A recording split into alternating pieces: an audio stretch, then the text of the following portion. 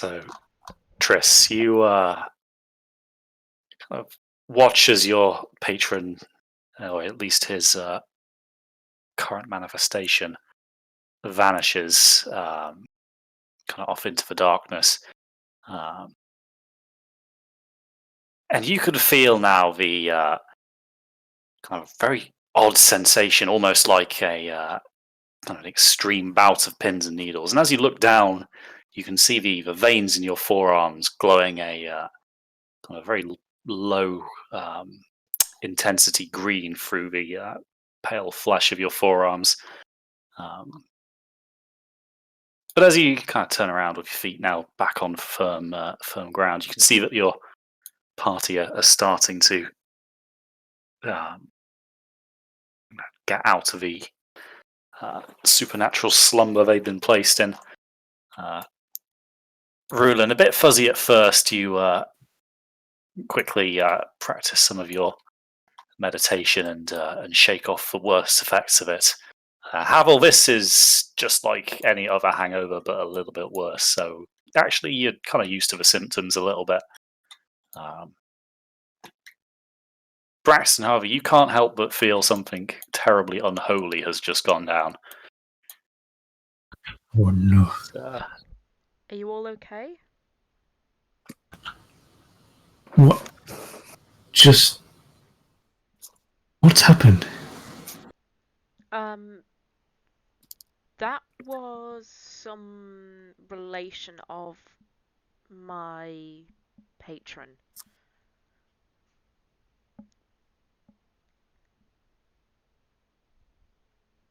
And what was it doing here? I'm not entirely sure what it was doing here, but it was quite pleased with me, I think. It's always hard to tell. Okay. So we summoned it here, the altar. I suspect so, which is strange. It must have had some interaction with the Tildrache as well, for this to already be here.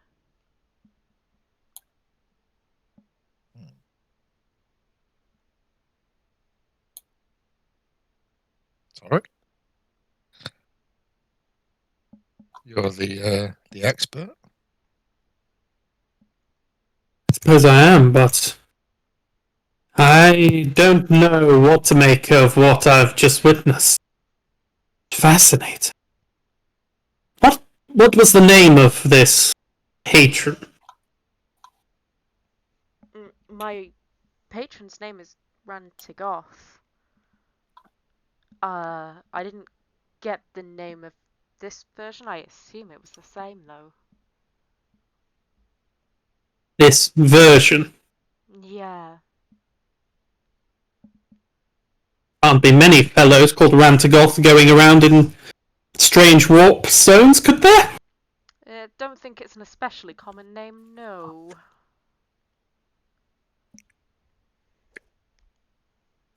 Alright, maybe we could have a closer look around to see if there's anything else these ruins can provide.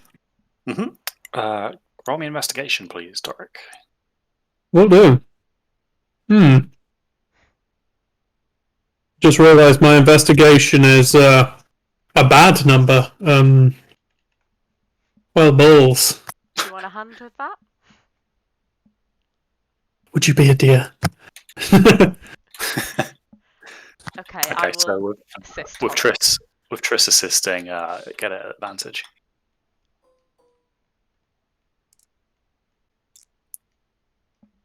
Oh shit! Nice.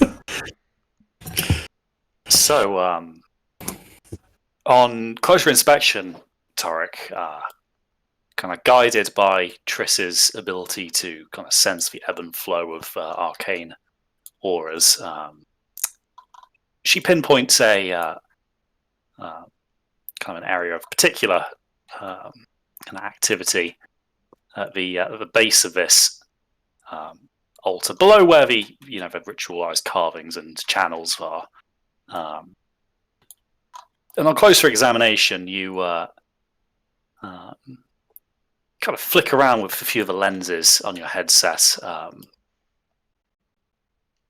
and it reveals a series of very, very faint but slightly luminous runes that you'd previously missed. And it refers to another ritual, not this one. It seems to be something that Tildrache at one point carried out using something what was referred to as there's no direct translation for the words, but the closest you can get into common is a reality anchor.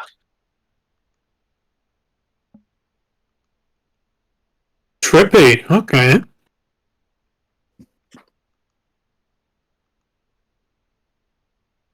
Let's take a look here. Yet another ritual. This one entails making a reality stone or anchor. Reality anchor. What could that possibly mean? Is it something to root ourselves in reality? Or could it be something like what bound Kovtara? Maybe. The keystones. Yeah. Finding her to reality. I like your lateral thinking. We should investigate more often. Thank you very much, Tarek. Does it give any clues on how to perform the ritual, what we'd need? Yes, so Triss, you jot this down into your book, kind of literally with Tarek's translations on the actual specifics of it, and it seems that this device is, something that you would need to either locate, build, or otherwise acquire to perform this ritual. However, it doesn't really go into much specifics of what it actually is.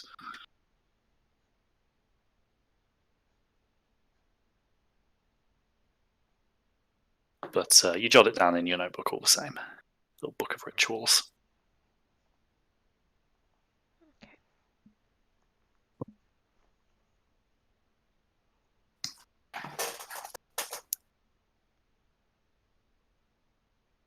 But other than that, Tarek, you don't find anything that you didn't see the first time around. Awesome. Well, with those notes down, I guess that's the extent of what we can discover here. At least that's what I think. Anyway, I think the big spectacle was essentially the reason for this temple, right? I mean, come on. What about the the liquid that poured out to form? So this this kind of light bluish liquid is still flowing from the cistern. And on closer examination, Tarek, it's kind of luminous and slightly more viscous than water, but you've not really got any idea what it could be used for. Braxton, would you just come up to the altar where I put my blood? I nod and walk forward. Would you, I don't know, give it a little once over? I'm wondering whether my patron came because it was my blood I put in, and whether we would have a different result with someone else's blood. And I was thinking perhaps yours. Interesting. Can I roll a religion first just to see if that sounds sort of feasible? Yeah, sure, roll me religion.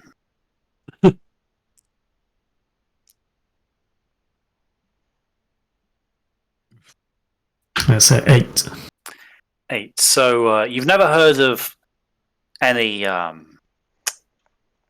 rituals like this before to kind of draw a precedence from.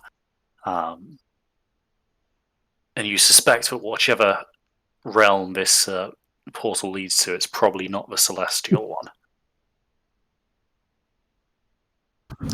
Fair.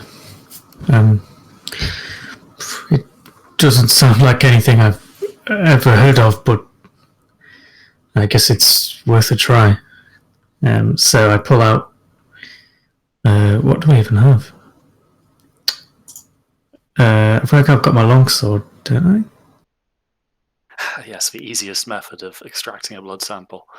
Would you like a dagger? I? A dagger. Yeah, a dagger would help. You're ridiculous. I have a scalpel. While this is happening, Look, I'm it's just talking gonna to needles too. Yeah. I'm gonna draw my spear and prepare an action for whatever comes bursting out of this fucking void. Yeah, so I just make a small incision, say on my hand, just to draw some blood. So you hold this over the altar and watch as the blood starts to trickle down into the already flowing blue liquid. And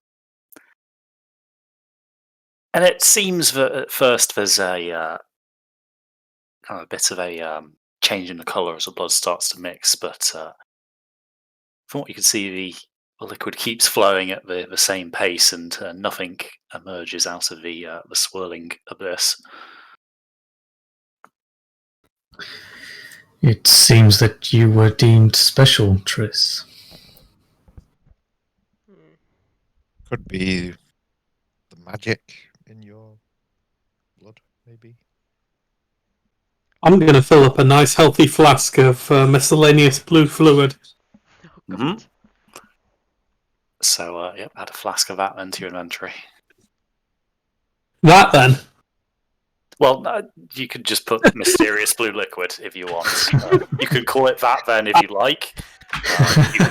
There is no patent out on that, so if that's what you want to call it, then be my guest. But yes, either way, you grab a small file of this, and as you pulled away, you notice it kind of keeps its luminous glow. It emits a dim light for about 5 feet. It looks almost like one of those kind of glow sticks that you see people kind of crack and use as light, but a bit dimmer.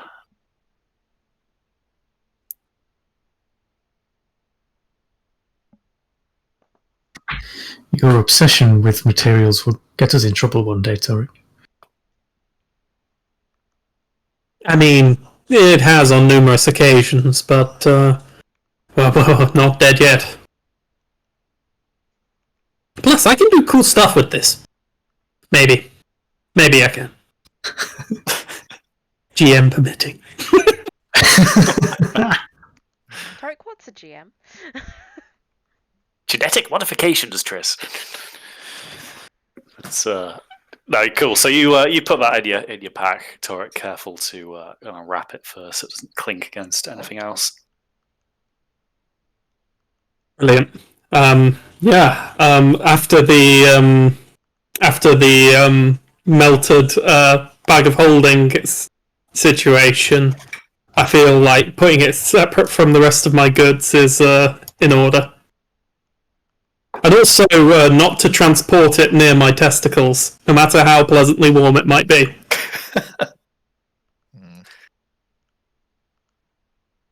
Oh, I hope Torek isn't infertile. I think for the good of the realm, we all do. Cool. So that's all taken care of. Rulin, you lower your spear. Clearly, the action was not required. Okay. That's good.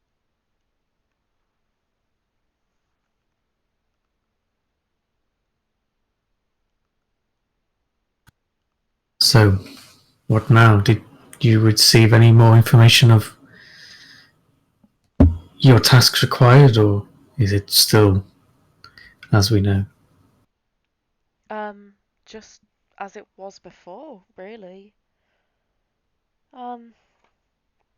Yeah, I'm a bit concerned about how pleased he was about me doing it, but as far as I can tell, nothing else has really happened.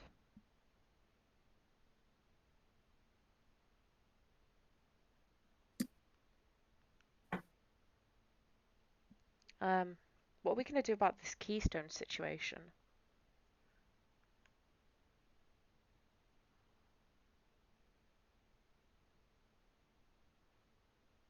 That's a good question.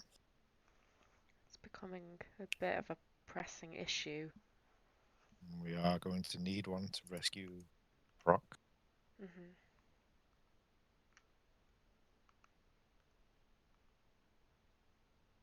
Yes, so very astutely, Triss has brought out the notable absence. There we are, of the keystone in this particular location.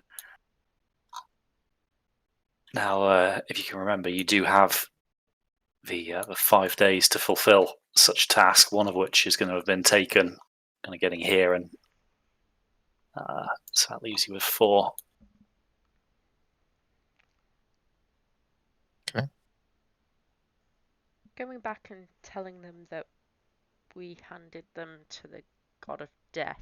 It's probably not going to fly, is it? Might not be too pleased.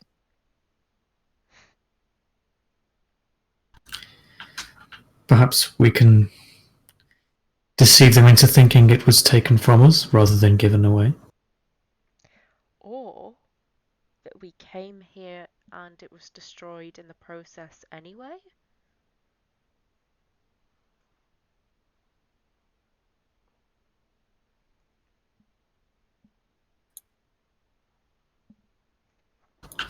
It seems like our only option. I don't think any other sites are reachable in 4 days. Do we have any of the old keystone parts still? Parts, no. Shit.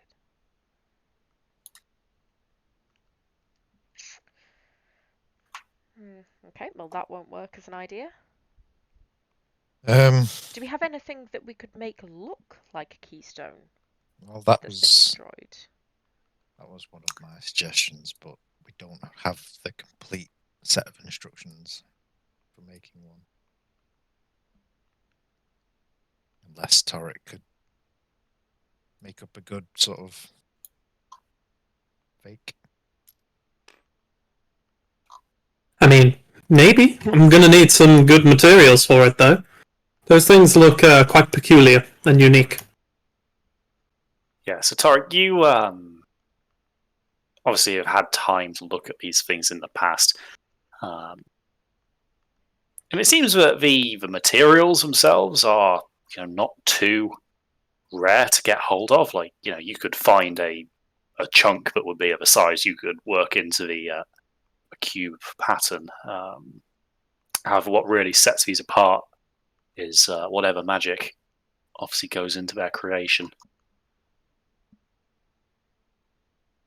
And that is something you haven't yet learned to duplicate.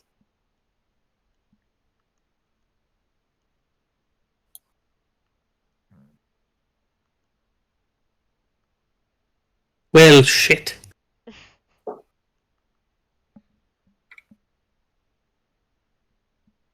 If anyone's got any way to travel halfway across a continent in a few minutes, then that'll be a really good time. Can I take a look around and see if there's anything in the area that looks like it might have kind of enough magic for us to be able to rework that and use detect magic and sort of just have a bit of a scout through?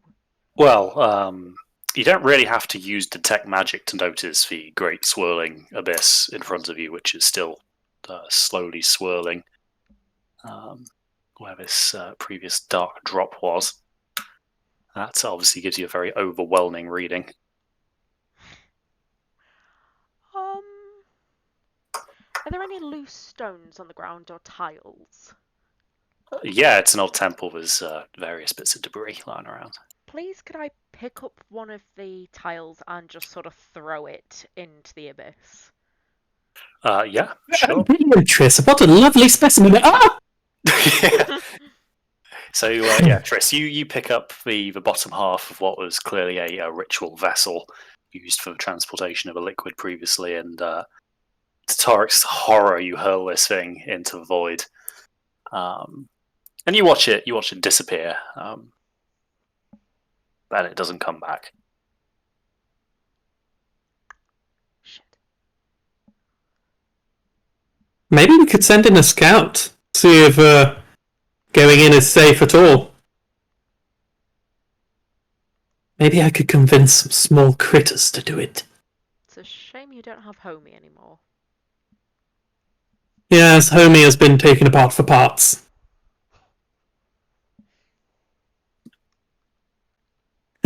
Don't worry, he lives in me, literally. So I'd like to cast the spell Locate Object Okay. and use it on the piece of debris that was just thrown into the void. Let me quickly bring up the small print of that spell before I tell you what. If it's within 1,000 feet, It has to be on the same plane. Or I know the direction of its location. Okay, so safe to say that you cannot locate this item. Whatever happened, that has moved very, very far away. Can anyone speak with animals? Havel? I find it weird that he even has to ask at this point.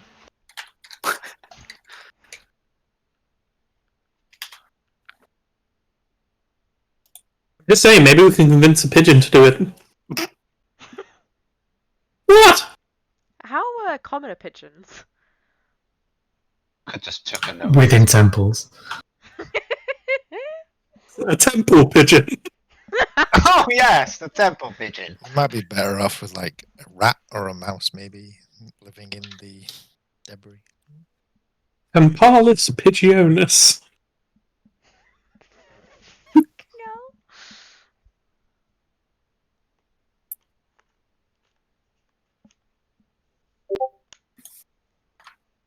So you want to look for pigeons, do you? Yeah. I mean, For them to be crossed to the has parrot. anyone else got a better idea? It's either that or go back empty-handed. Yeah, it's worth a try, I guess.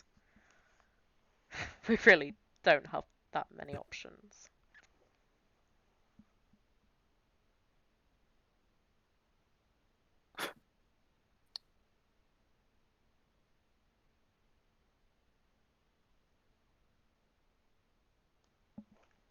Either that or maybe I could jump into the portal.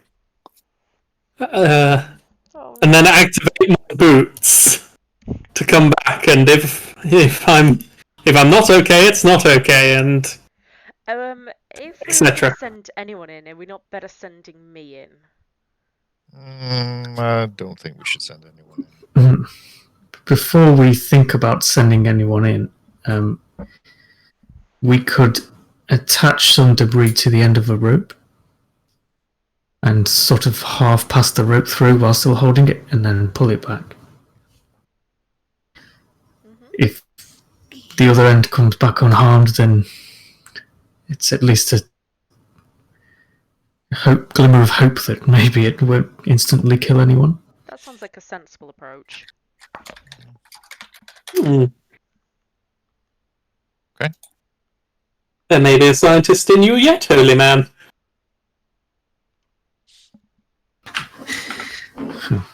Thanks.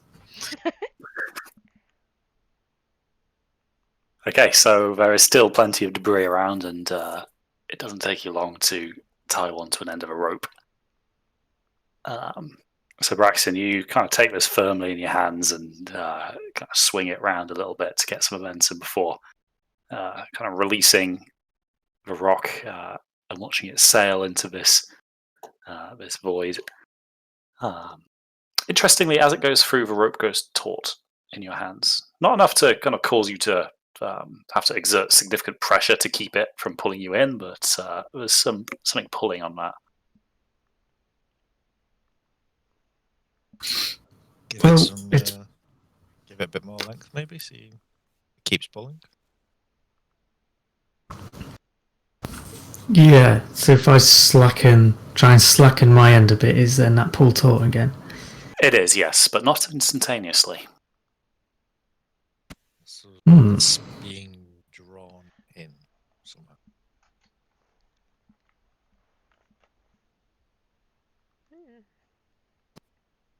If I'll try and pull the rope back out now. Mm-hmm. So, taking a firm stance, you start to pull this in, and it feels like you're trying to. It feels like you're kind of pulling a pail of water out of a well. That's kind of a force that this rope is requiring to be pulled. But after a while, the stone emerges, and you end up kind of staggering backwards as the opposing force is no longer present, and the stone comes flying onto the platform you guys are stood on. Roll me a perception.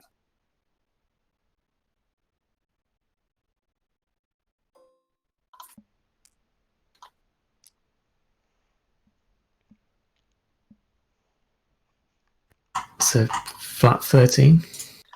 So the stone's the same as when it went in. Anything magically significant with it? Roll me an Arcana. Because I am the highest authority in magic. Oh, fuck, apparently I am!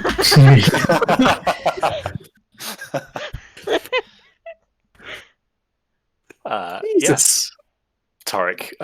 This is in fact not the stone that was originally tied to the rock, but it is in fact a perfect magical replica. What? That is trippy as fuck. What the fuck? Oh my lord. What? This isn't the rock! The rock that you tied and threw in isn't this rock. It's been replaced magically. Perfect replica. Almost perfect. It's only a magical essence that's left behind. It gives clues to its being a copy. Well, what does that mean? What happened to the original rock? I suppose it's still in there somewhere, probably, right? It may very well be, yeah. I did roll a natural 20. Could you give me some more, please? Torek, you suspect that this is probably by design. Oh. This is a rather peculiar effect. I think that this is no accident. I think that this is some kind of... Oh my. Magical duplication. Zafari! Brilliant. But for what reason? Why would it have this effect? Why would someone make this to do that? Well, why not? Torek, does this magical version have perhaps enough magical aura to be mistaken as a small keystone? Well, the keystones had a specific appearance to them. Sure, its magical energies are quite strong, but yeah, I don't know if it would be. Maybe I could put an illusion on it, but that's the best I could do. Well, if we replicated the shape and then repeated, would we have a plausible enough decoy? That's not the worst idea. Give me time. And Oh god, how am I going to shape a keystone? These keystones are usually the size of like a. Probably about. I always imagine them to be like lava lamp sized. You're probably looking at a cube of about 15 centimeters in dimension.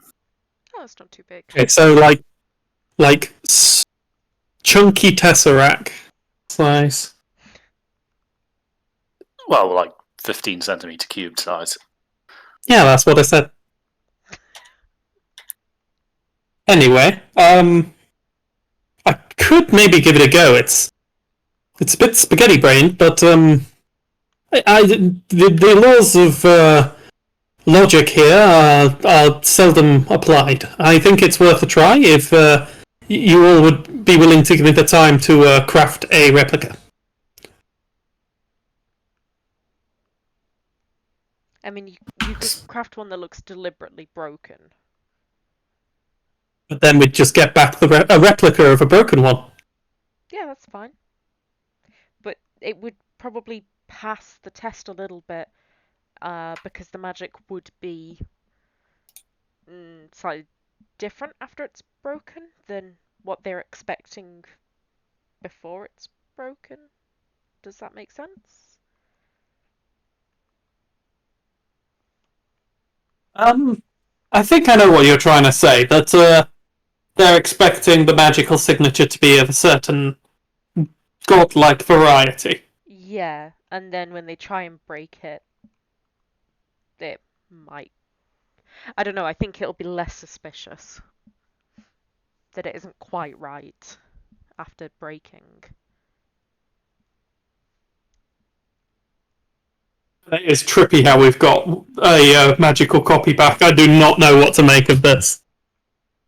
Yeah, my idea would be to make a stone crafting tools and like chisel something that looks like a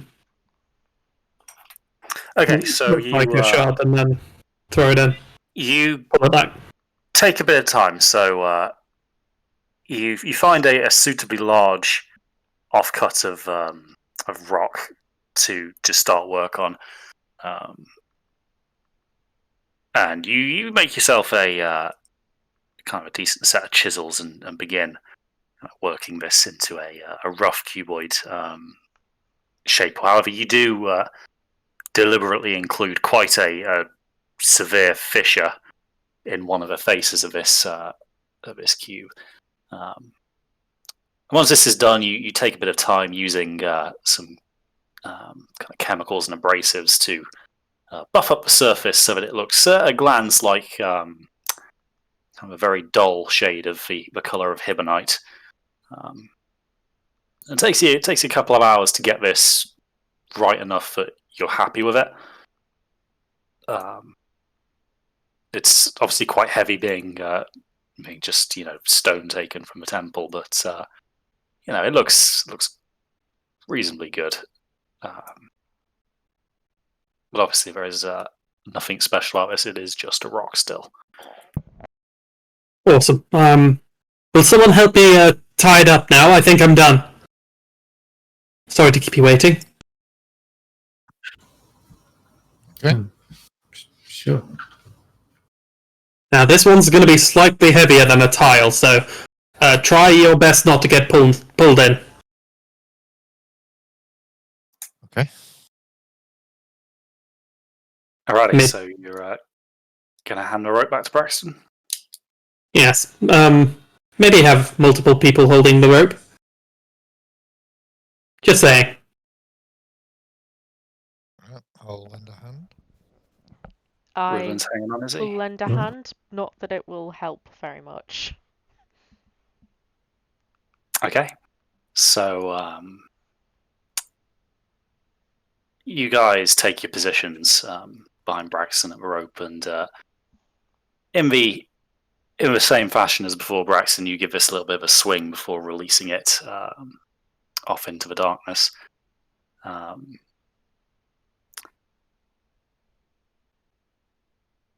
It goes, it goes arcing through the air and into this seemingly portal-like aperture, and it stays taut. It stays slack for a while. And now everybody roll me a strength check, saving throw. I'm going to use the Saving throw, one you all get plus. You'll get +5. I'm gonna be against the smart and saving throw. say I was not holding onto the rope. Okay, so Havel, you see this getting very, very taut and back away. 16. Yep, so everybody tell me your scores and I'll tally what that adds up to. Also a 16. 2 16s. Unnatural 20. Unnatural 20. 11. Oh wait, no. What do I add from Braxton's thing? +5. Oh damn, 16. 3 16s and a 20. So Braxton, you get a bit of almost like a premonition here, and you call out to your companions, brace themselves against the stone floor as best they can. You kind of stick a foot out and put your weight against the kind of a lip of this platform, just as a kind of a firm anchor point. And as everybody else, you kind of feel the lower centers of gravity behind you. The rope kind of snaps tight in your hand. It takes everything you guys have got to stop yourselves from being kind of yanked off your feet here. Braxton, you kind of hear the kind of the individual strands of a rope kind of almost you can kind of hear them vibrating as the tension stretches them and causes them to rub tightly against each other. But the rope holds. But this force is very overwhelming. You suspect it's going to take everything you've got to maintain your grip on this, and you're not sure how long you'll be able to do that for.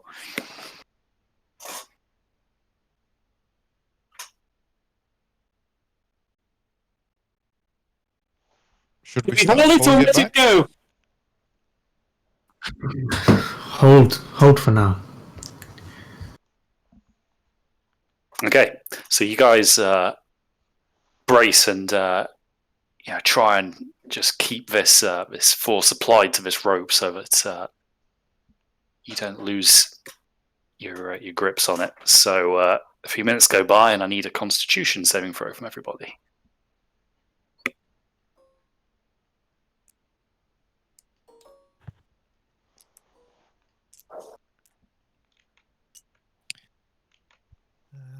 Uh, 11.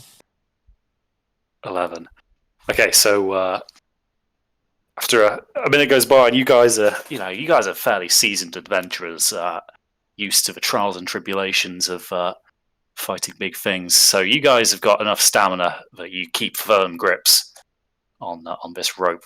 Braxton, the force you've noticed, being the front man here, it's not consistent. It has ebbs and flows to the strength of it, but it is still very, very severe. You really are having to kind of keep your legs locked in to keep your footing here. Everybody's still intent on holding on?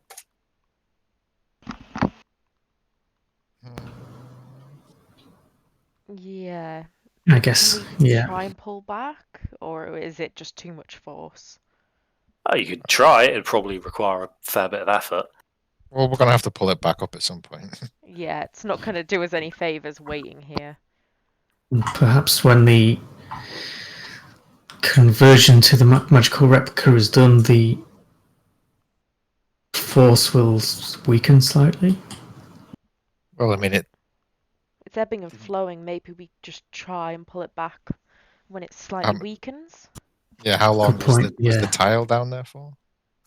The tile wasn't down there for very long at all, but it was significantly smaller than what you've just thrown in. Okay, yeah. Just keep it going. Okay, so you grit your teeth and dig in even further. A few more minutes go by. Another Constitution saving throw, everybody who's holding the rope. Oh shit. That was 10. 10. Mine was gonna go 17 and then rolled over again to 2. Mine's an 18. Okay, so you guys are holding this this rope fast, and then unexpectedly, a tug with incredible strength is felt on the end of a rope. Rulin, Triss, Torek, this catches you unawares, and with your arms already burning from the exertion, you feel the rope get yanked through your grip. Braxton, you keep a firm grip on this this rope, but without your allies, you're going to have to make a split-second decision whether to hold on and potentially get pulled in or to let this rope go.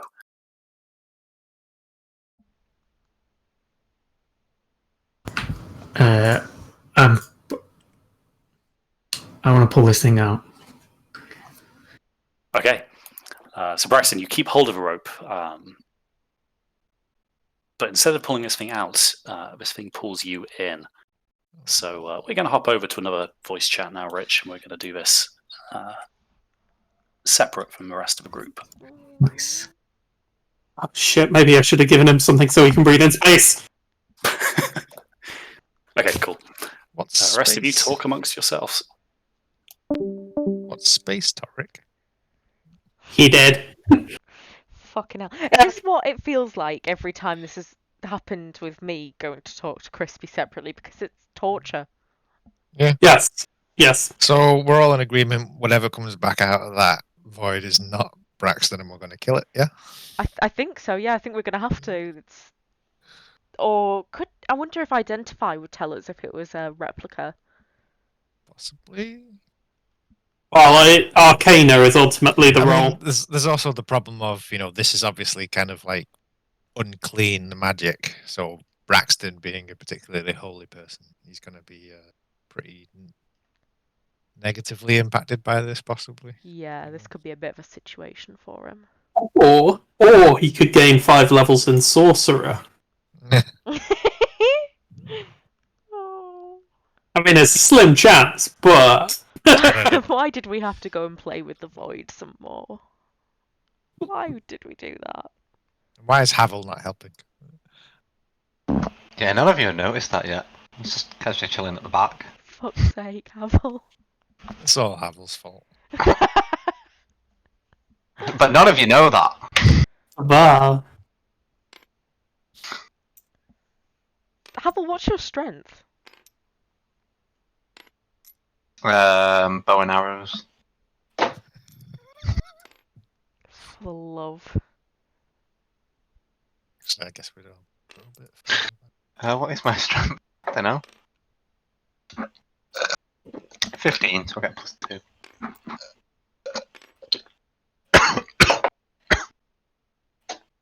Fifteen, 20, 11, 16, 12, and 10. Got a weak ass charisma. I didn't like to say. But some pretty sweet intelligence.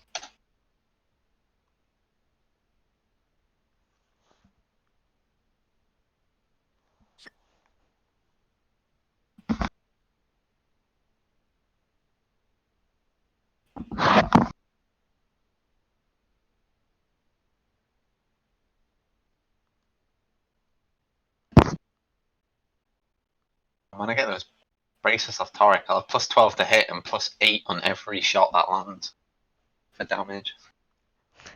That's provided that we all live through this and Braxton doesn't come back and murder us. Oh my god, what happens if he comes back and he's a warlock? A what? Another warlock. What happens if he meets a beholder down there? What happens if he meets Yendorn down there? That'd be even funnier. Hello. Oh, hello. He's just going to put it as a... Hello, I'm people. Like that Spider-Man meme. Just pointing at New, each but stronger. other.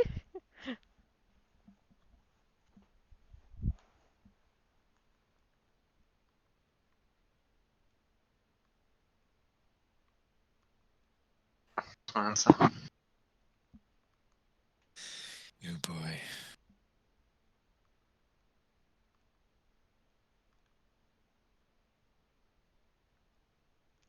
I'm concerned about how long they've been talking. Mm.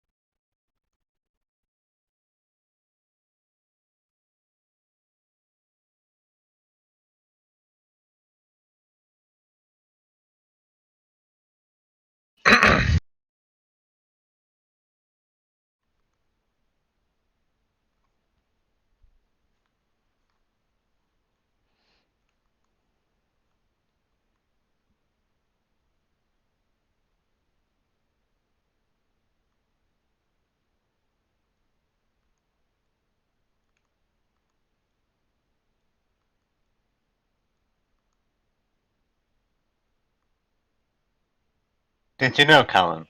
Mm-hmm. The largest badger ever recorded was 34 kilograms, and the average badger will weigh anywhere between 11 and 12. I would like to unsubscribe from Badger Facts. Oh, we've already been through this. There's no subscribe. Badger fact. I did find the average weight of an earthworm and a hedgehog. Oh, what were they? Okay, so the average converted weight of an earthworm is about 1.1 grams by the look of it. And so the weight of a hedgehog is generally around 600 to 700 grams. Oh man, it gets a fucking Gentlemen. meal and a half when it eats that hedgehog. Well, yeah, I was trying to find the weight of like the hedgehog's skeleton, but couldn't find anything.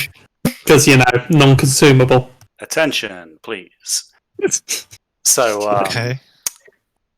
by now, Braxton has been missing for a while.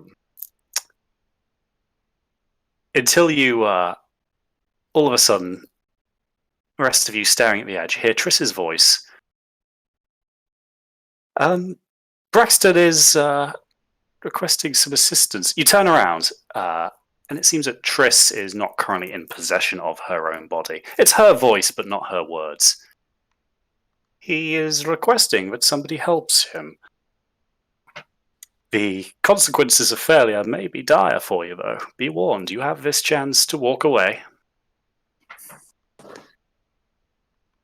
No, dude! Who are you? I'm everyone, and yet no one.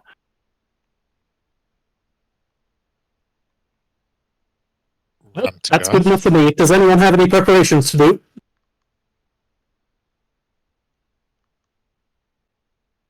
I'm serious, I'm gonna jump into this portal. Okay.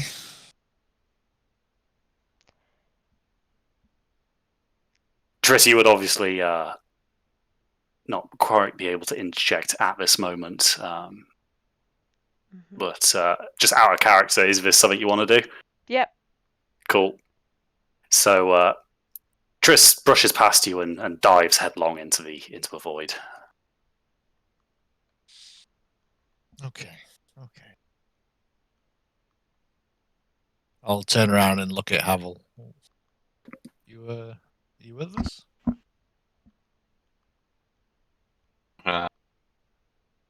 Guess I kind of have to be. Okay. Well, I mean, you could walk away now. I could, but then I couldn't do this, and I'll just pick up and throw Torek directly into the hole. Okay, so Tarek, as a unwilling creature, I will give you the chance to potentially contest this if you don't want to go in that void. Yeah, I was going to go in the void anyway, and I think my entrance is going to be funnier this way. Maybe the added velocity will give me superpowers. Hopefully, I don't know. Okay, so Tarek gets yeeted into the void. You kind of hear a but it just disappears, leaving Havel and Ruland stood on the platform. I'll do a flip. Havel does a flip. I'm very flattered you called Torek a conscious being. Yeah, it was a toss-up between that and an aberration, but cool. So if you're all going out, go and get rich. Well, yeah. Good luck with that, guys. I've got the birthright to claim, yeah. Cool. I'll go grab Rich. So everyone stay here.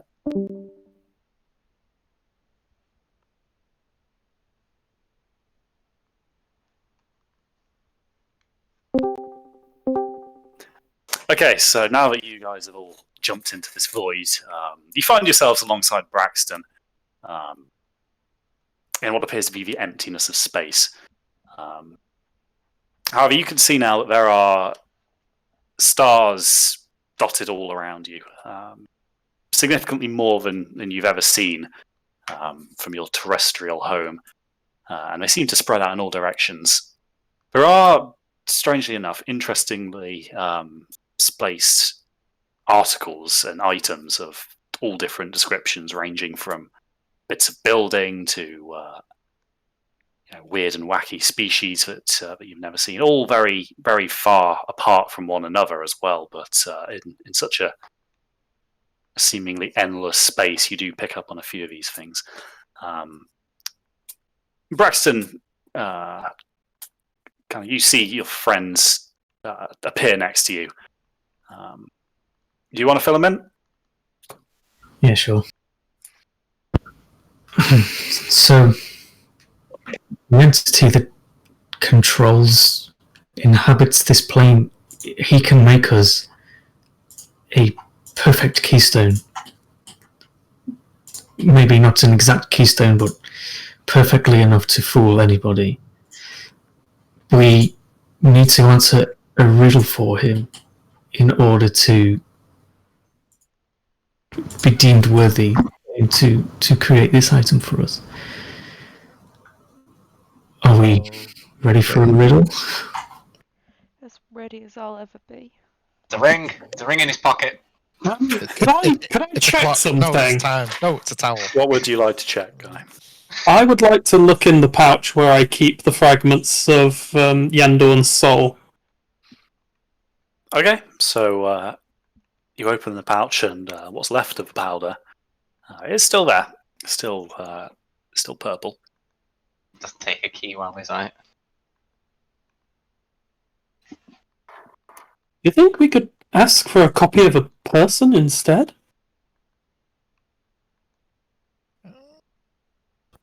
I don't think it would work the same with a person. It wasn't an exact keystone that they're offering us, it's just a copy. A copy of a person seems fundamentally wrong. Perhaps they may entertain the thought of this if we have something else to offer. They are a collector. They like to, as we see all around, there's anything and everything unusual. Perhaps any other favours may require a further sacrifice of sorts. Is it Worth an ask. my patron? Triss, you'd probably sense it. It is. Oh, Okay.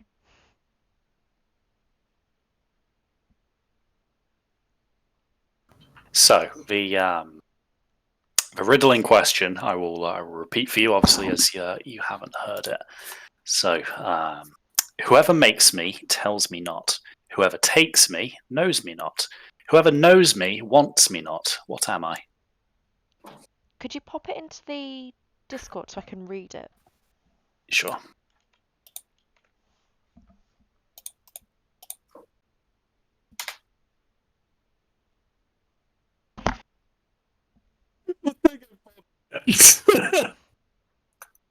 Didn't get the first half of that guy.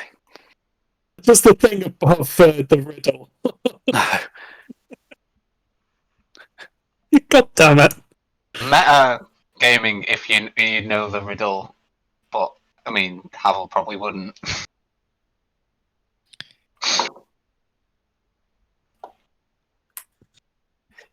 Yeah, it's an interesting one, isn't it? Riddles in D&D, because So Yeah. technically, yeah, Havel wouldn't have a fucking clue, but well, that is entirely your prerogative there, Jace.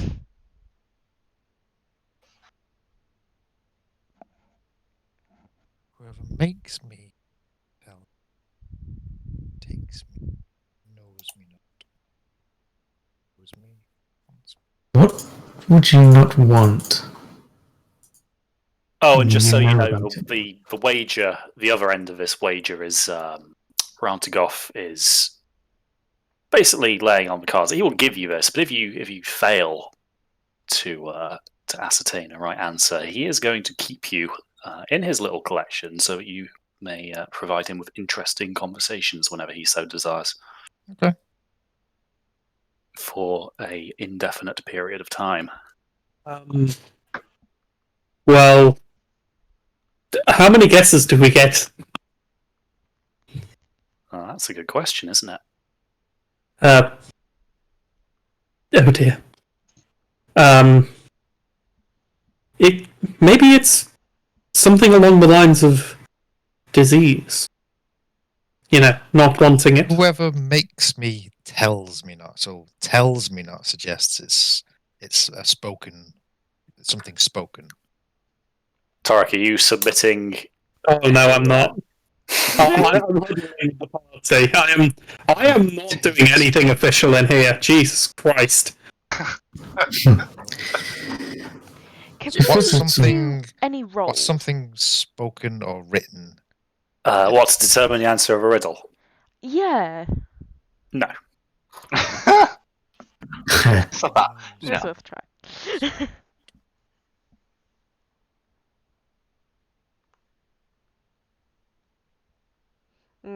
So, the issue I've come across is that I'm playing a character much more intelligent than myself. I haven't got a fucking clue. Just give us a couple of minutes. Yeah.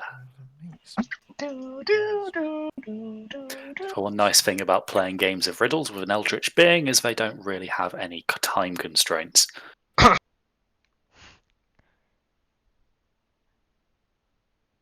not this one, anyway.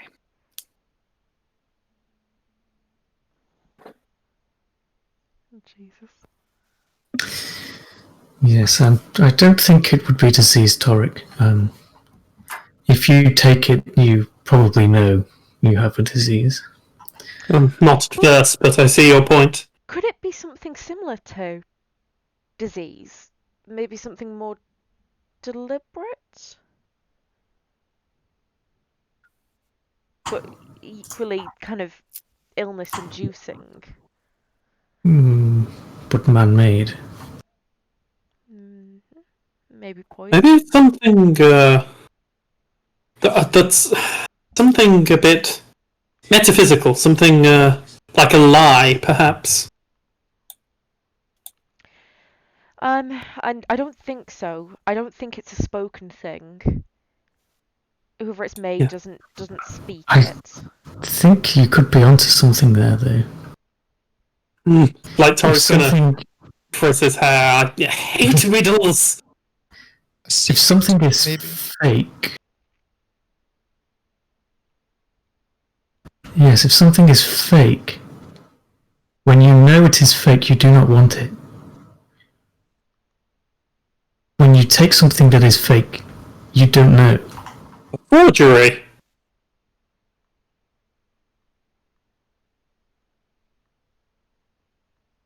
Yes.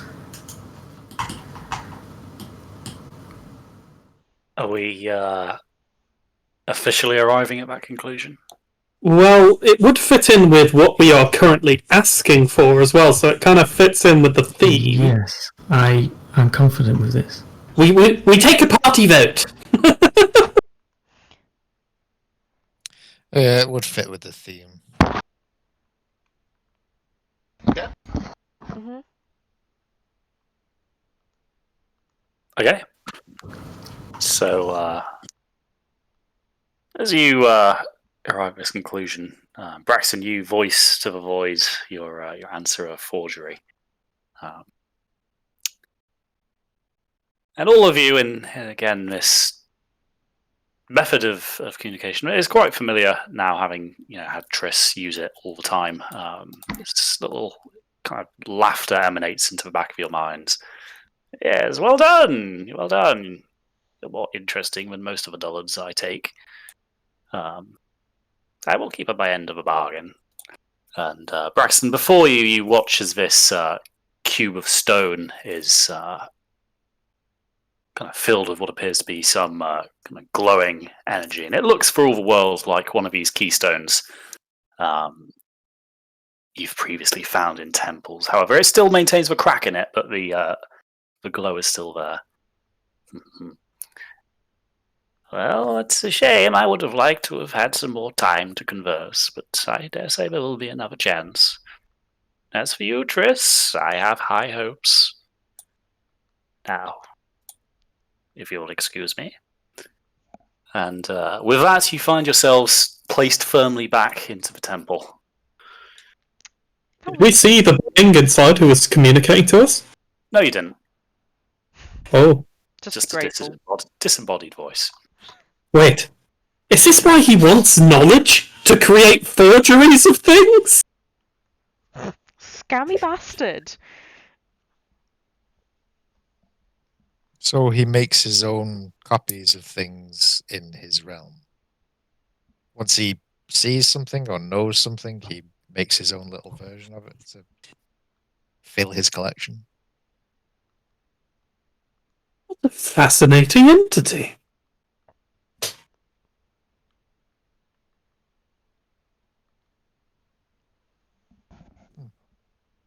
Well, it is So, correct. Braxton, you reel in this rope and untie this replica from the end of it, and for all the world, it looks like any other keystone, albeit damaged.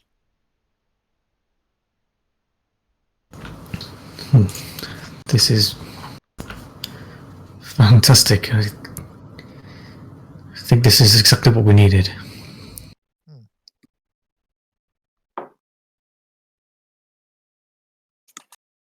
Well, that was handy.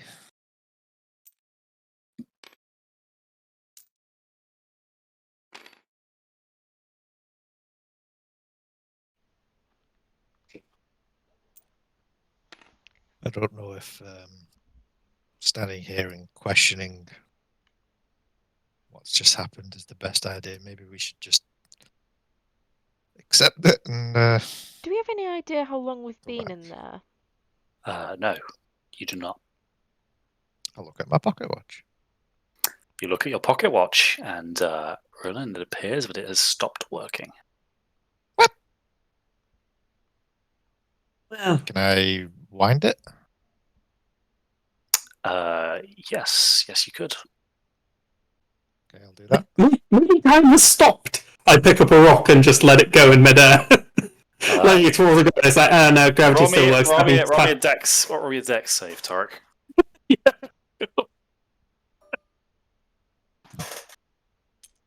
I drop it on my foot down to You drop it on your foot for D4 bludgeoning damage. 3 bludgeoning damage, Tarek, as a rock falls squarely on your foot. Time still works! Time still works! Oh! Yep, the pocket watch is broken, probably. Yep, Arkham's razor and all. Who's Ockham? Just this gnome.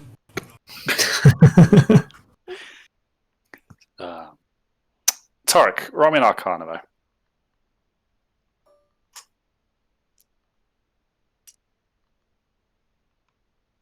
That's 24.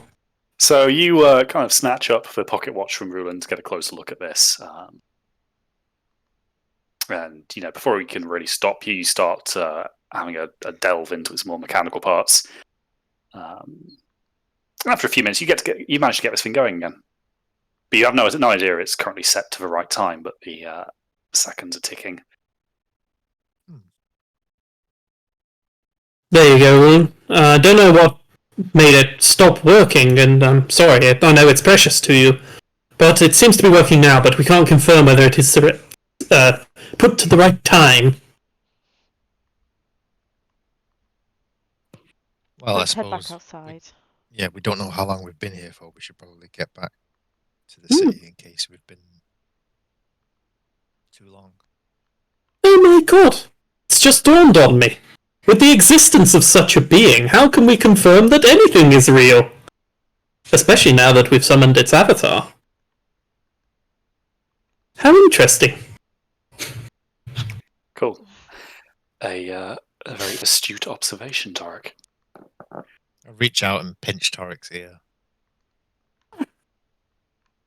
That feel real? Real enough! Okay, well, there you go. Now let's go. That attitude is real.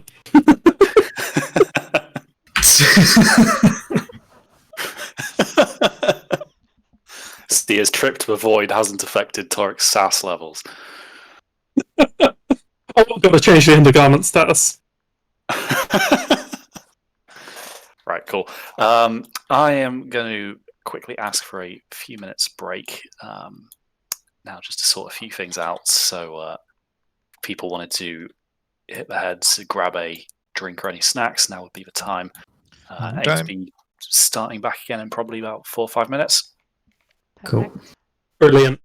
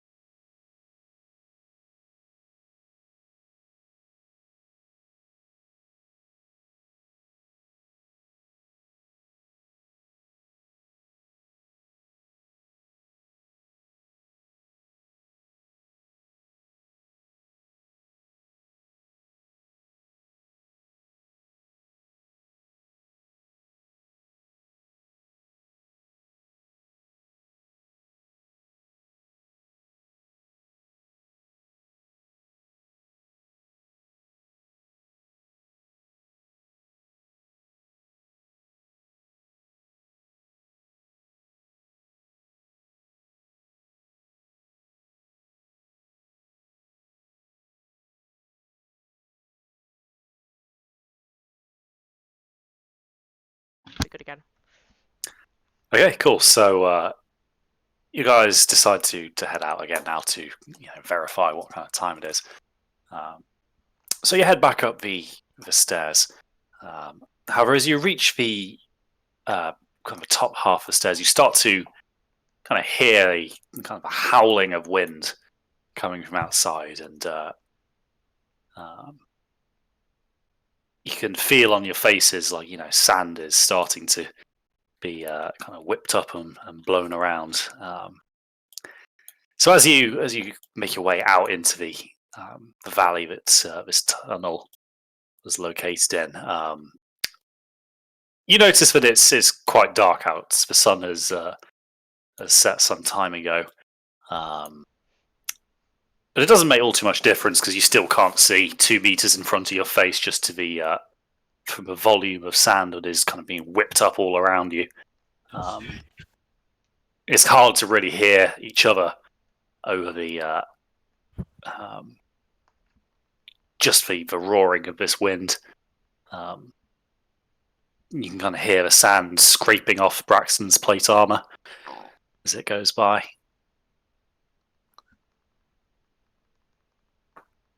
But you're going to have a hard time retracing your steps in this.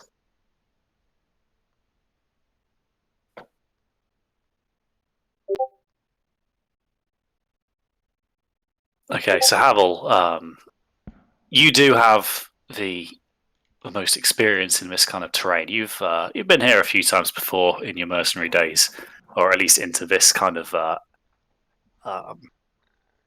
this terrain type, if you will.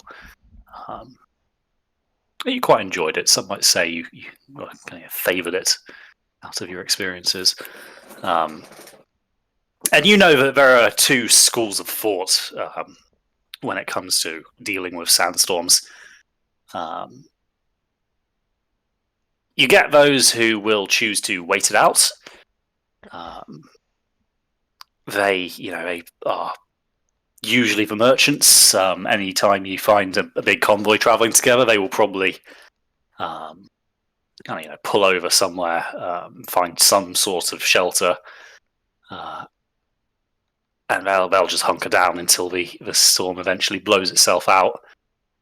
Usually because merchants are the kind of people who actually have enough supplies to sit it out for a few days should the need arise. The other group, which tends to be people like yourselves, the adventuring ilk, slayers and the like, they tend to push on using compasses, but it's not a surefire way of traveling. It's only accurate to a few degrees, really, and it can often hide. The sandstorms can hide various dangers in the paths. Only some of which are geological. There are many creatures that lurk in such weather.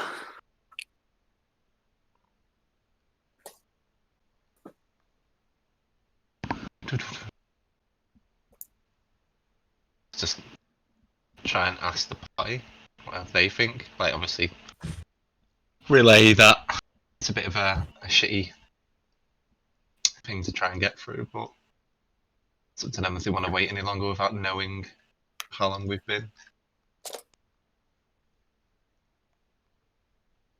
I mean, we're slayers. I bet we could handle it, but the question is, do we want to spend that amount of resource before our meeting?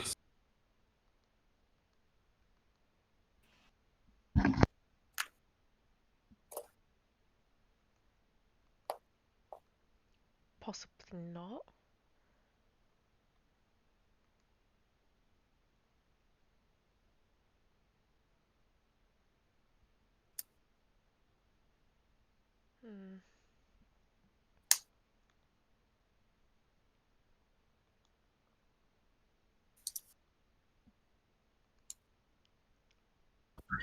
So the winds continue to howl around you. Now the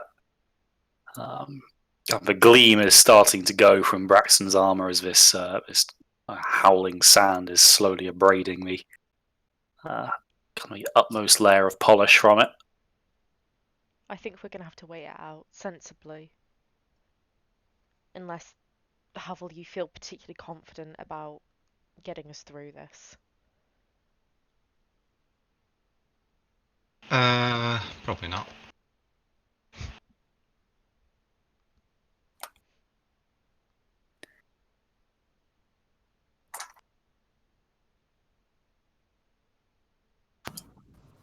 So fortunately, you do have the option of sanctuary here, having this temple, which obviously once you're down back in the depths of it will shield you from the worst of this, and you'll be able to kind of hunker down for however long it takes for this to pass.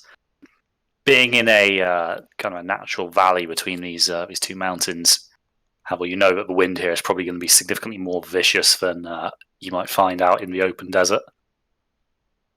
But you can't really know how long it's going to last. These things are unpredictable. Indeed. Take a vote.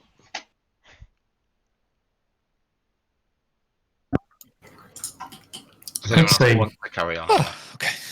We should wait for at least a while. We can have some sort of rest and hope it subsides relatively quickly.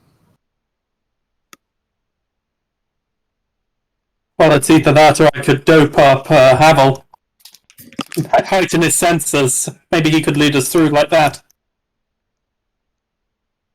How possible is that? Well, with a fairly decent knowledge already, kind of boosting Havel's senses might allow him to stay more alert to the dangers and perils of the path ahead, even in such harsh conditions. What's going on, sorry? We've come out into a snowstorm. Not a Oh. snowstorm, a Sandstorm. Fucking hell. Bit of a difference. I'll let someone else explain. Storm is Basically- raging outside the temple, so we have the choice to either hunker down and wait for it to blow over, or brave it now and, have the best chance of making our meeting in time. So we don't know how long we've been in here yet, do we? Not really. So it could have It is dark outside, you know that much. might have been a few hours, or it could have been a couple of days. Braxton, how long did it feel like you were in there before we joined you? Aside from actual role playing time, Crispy. Few was- minutes. Okay. How long? Sorry, a few hours. Just a few minutes. Few minutes. Oh, okay. And how Yeah. long did it feel for us? Coincidentally, a few minutes. Oh, no time dilation. Brilliant. That makes the maths so much easier.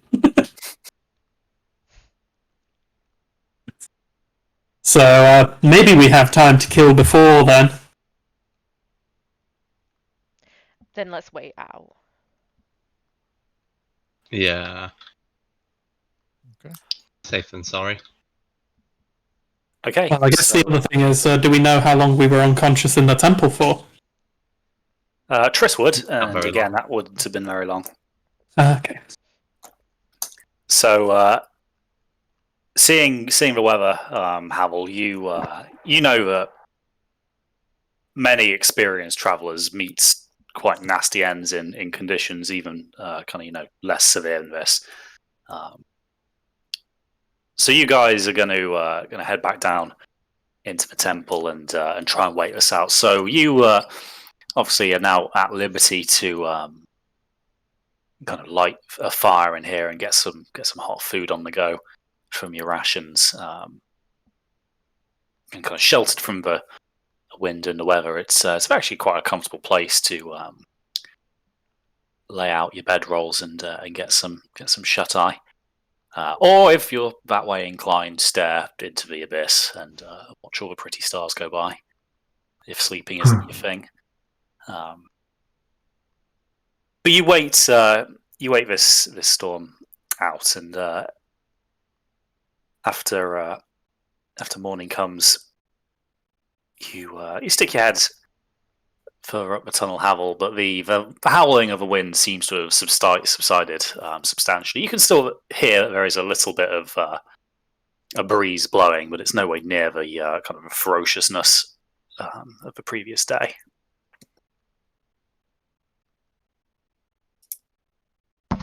Cool. Make a move.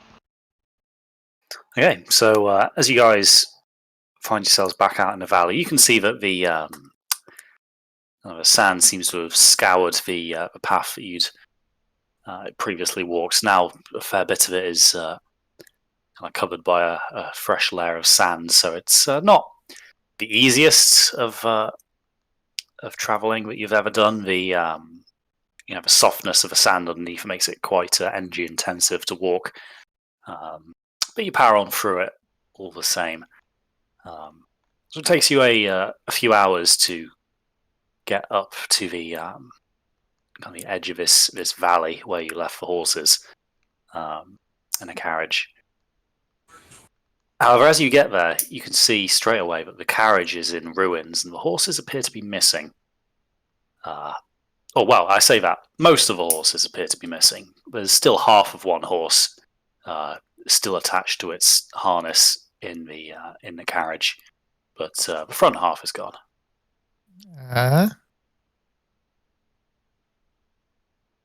When you say it's in ruins, As in matchwood.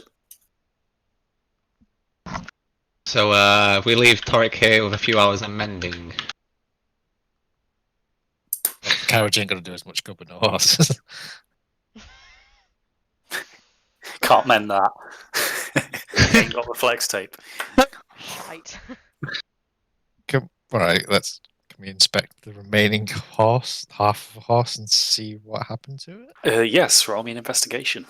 Okay. It died. Get some more glue out of it.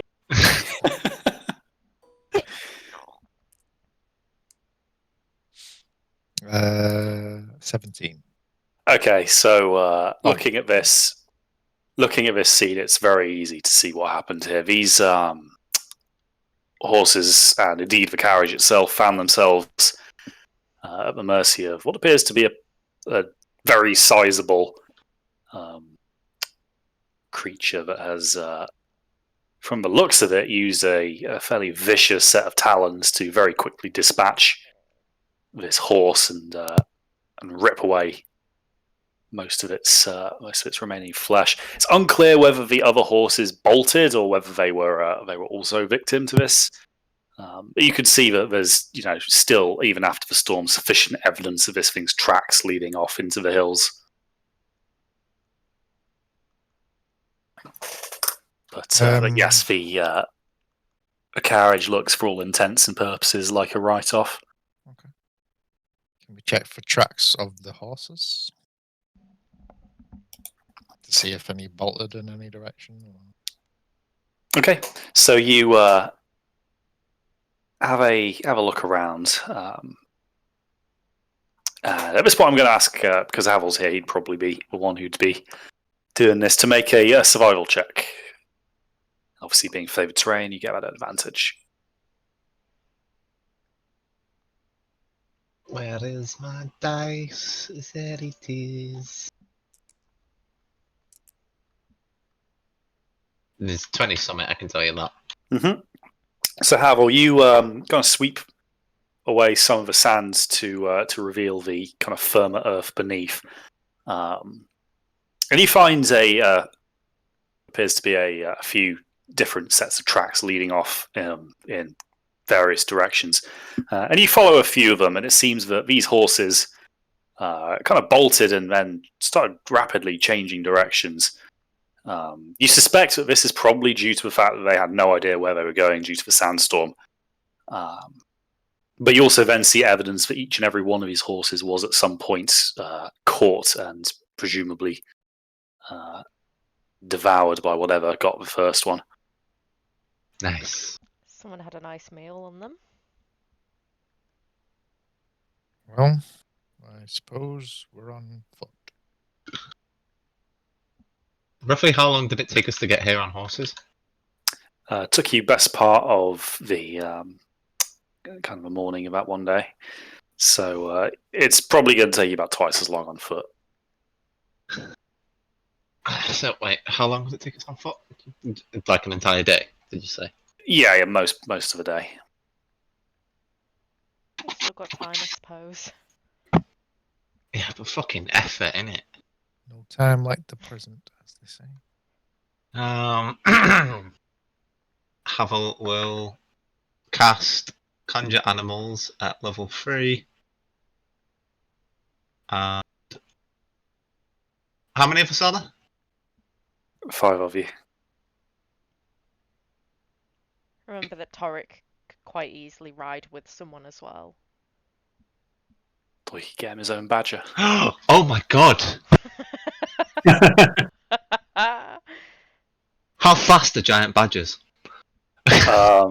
Let's say that they have a maximum running speed of 30 miles an hour if they're really pelting it. And how long would that take? Oh no, let's not be stupid. So there's 5 of us. Yeah, I just make horses, don't I? I can make 5 horses. I mean, technically I can make 8, but I don't think we need that many. Okay, so Havel, describe for me how this magic takes its form. That's a very good question. Just do a Gandalf and look to some rolling hills, and then all of a sudden, I'm just reading what it's only verbal, actually.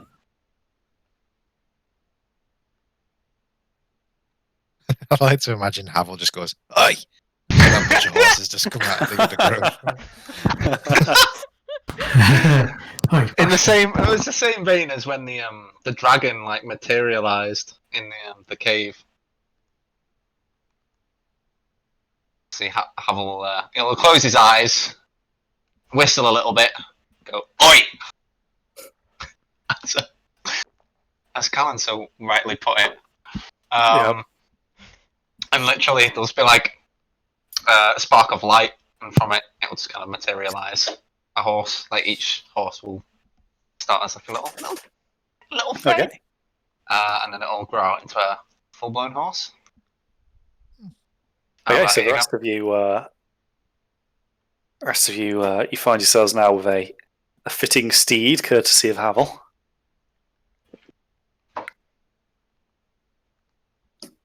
So there you go. Horses. How far will these take us, Havel? That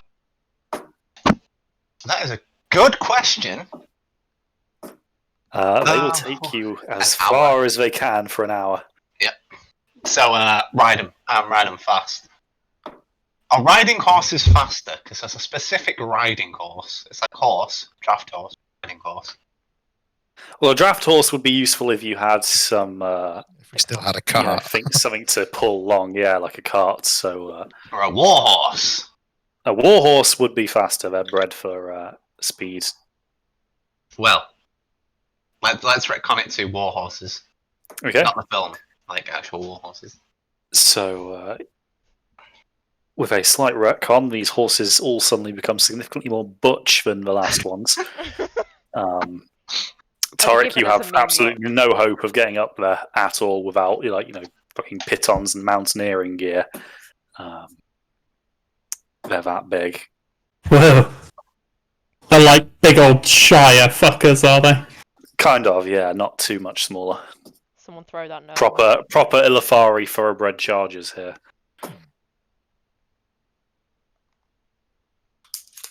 Pressed. Cool. So you guys mount up and assist Torek in doing the same. And on Havel's behest, you guys kind of ride like there's no tomorrow with these things. What was the saying? Beating a rented donkey, something like that. So with no real concerned for their long-term well-being, you guys put these horses through their paces, and they manage the terrain well. The sand doesn't seem to bother them as much. Their cloven hooves giving them a bit more grip. So you ride these very, very hard for an hour. When they, in a similar fashion to how they appeared, dematerialize. And whilst they haven't got you quite back all the way, they've probably made it so that it's only going to take about half a day on foot to reach Gamor. You're out of the worst of the mountains, so the going isn't so hard on you for the rest of your trip. So you guys continue along the what appears to be now the start of the cobbled roads leading into the city, and it takes you the rest of the day to arrive. So you get to Gamor and ride the elevators up to the city entrance just in time to watch the sunset going down in the west from your lift as it ascends into the mountains uppermost reaches.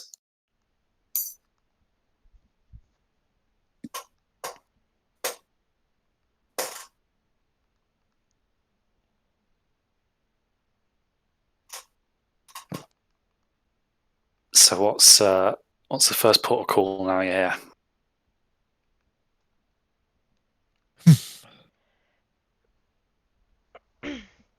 Well,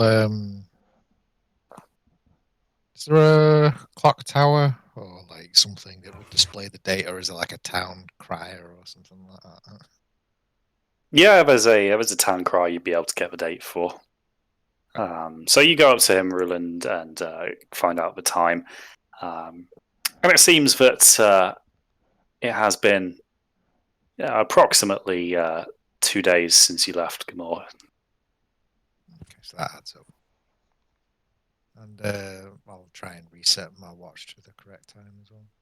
Yep. So you readjust that and make sure it's accurate. Okay. So we could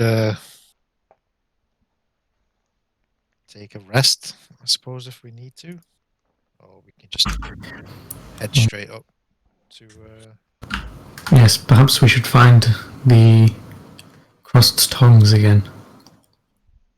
Okay. And rest there. Okay. We had So to see Darius. So the cross tongs is at this time again quite busy. However, the barkeep recognises you guys as you walk back in. Mr. Falnir, sir. Good to see you here again. We've still got a vacancy if you need a room again. I think that would be very nice, yes, but I have some business to attend to in town before I put down the payment on that one. Is it possible to make a reservation? Yes, certainly, sir. We can even leave. We can sort any baggage that you might have to be taken up to your room in advance if you would be needing such a service. I don't think that would be necessary. Thank you. So, Tarek, you kind of give them the payment ahead for the night stay. So the reservation cost is going to be 2 in advance and then 3 when you come back. I'll just take the 2 out now, and can I do an insight on him? Yeah, sure. This is going to be at -3. I rolled a natural 0. He seems happy enough to take your coin. Yeah, no, they could.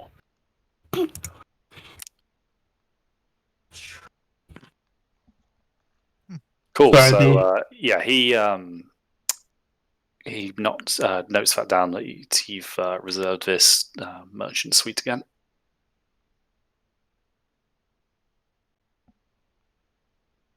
Brilliant.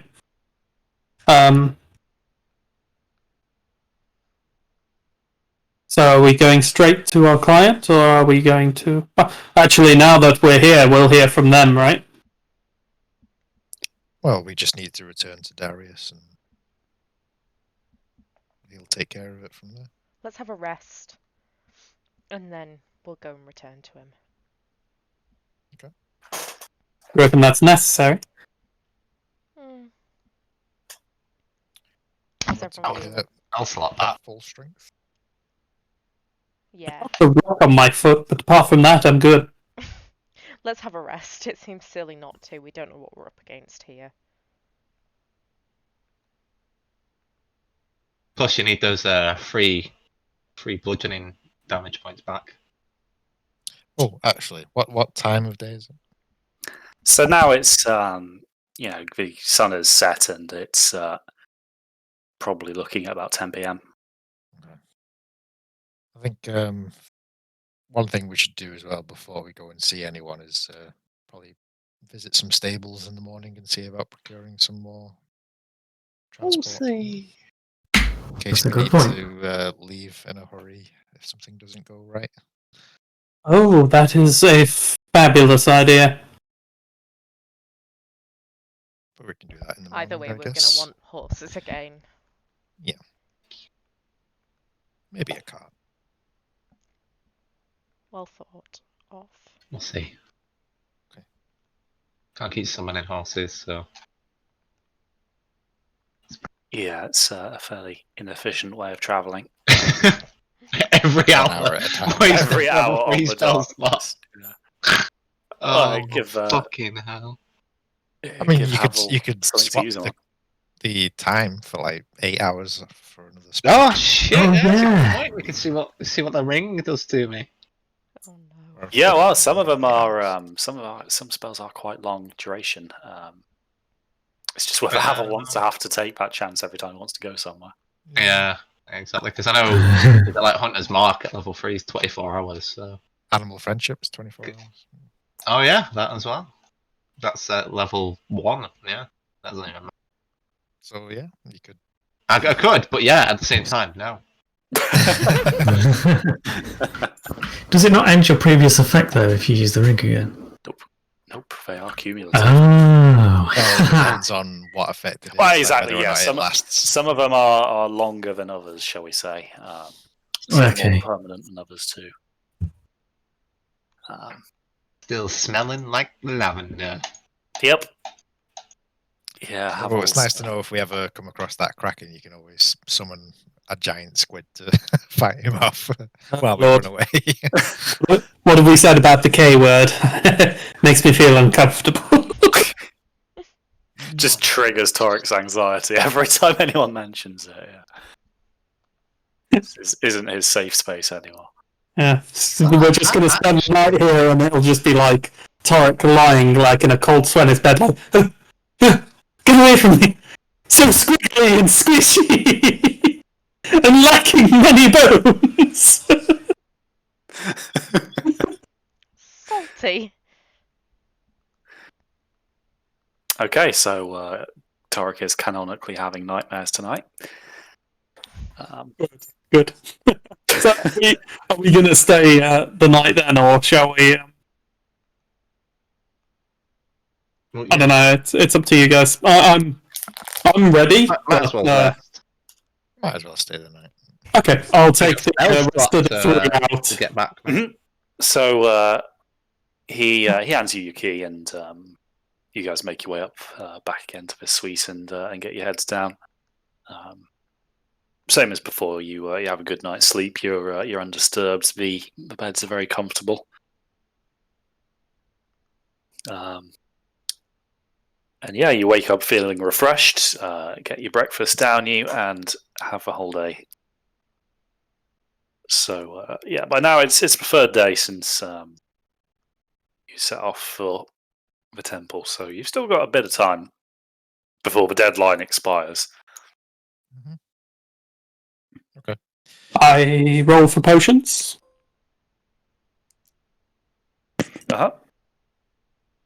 Eureka, Zavari, and whatnot.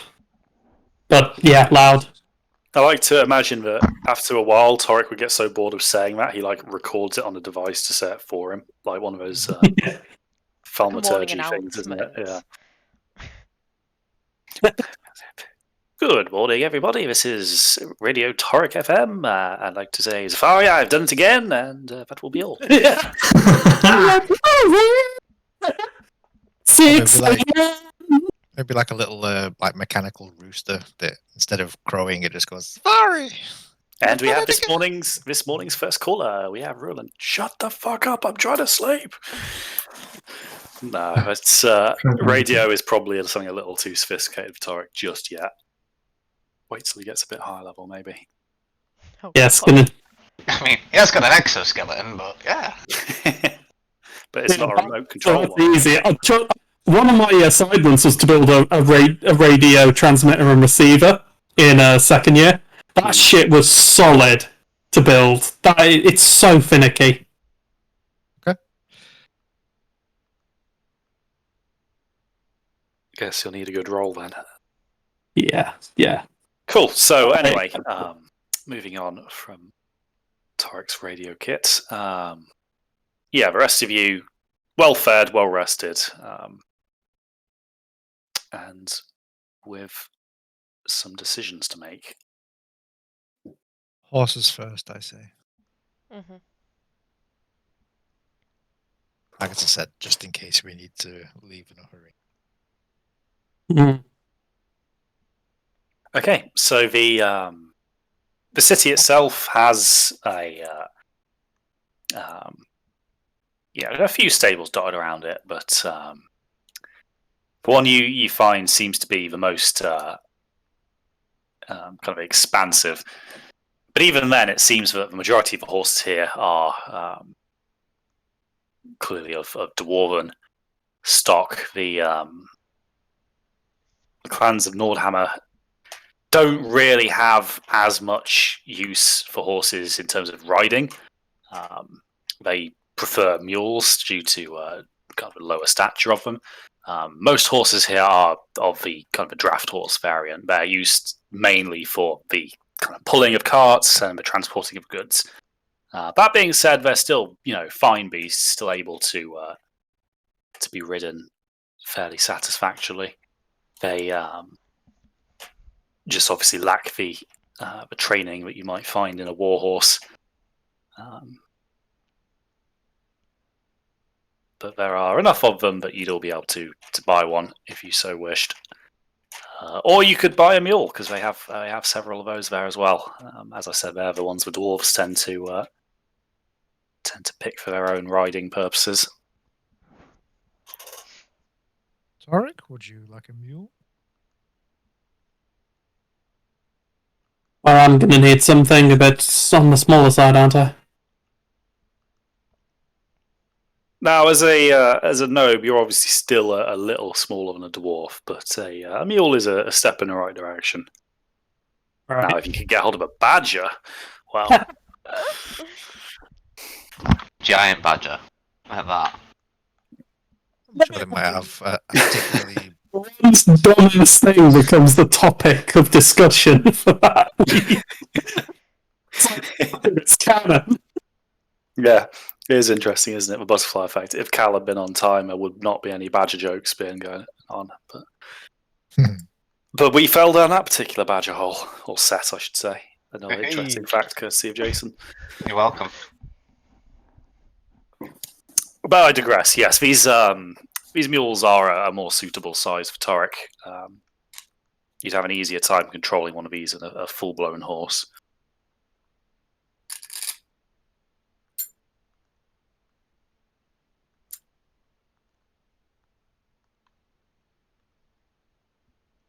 Oh, I should probably add prices, shouldn't I? The other benefit of mule is they are a bit cheaper. The horses, they're selling for about 200 gold a piece, whereas the mules are only 150.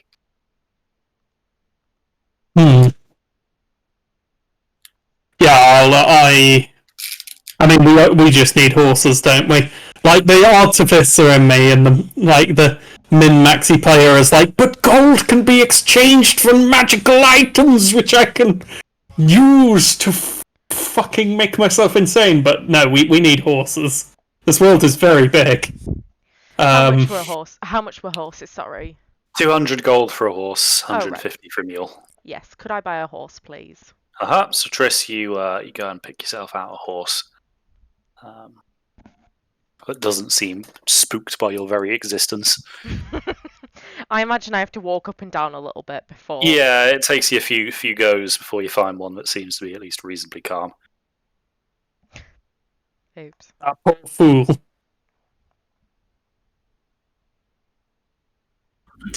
One horse for me as well. please.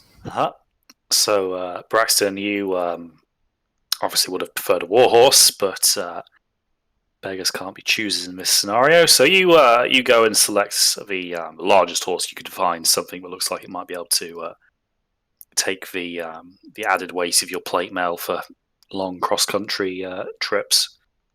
And you find one that looks the part. Its owner tells you that it's been used for transporting iron ore since it was a little more than a foal, so it's clearly got the muscle for it, if not the speed. Nice.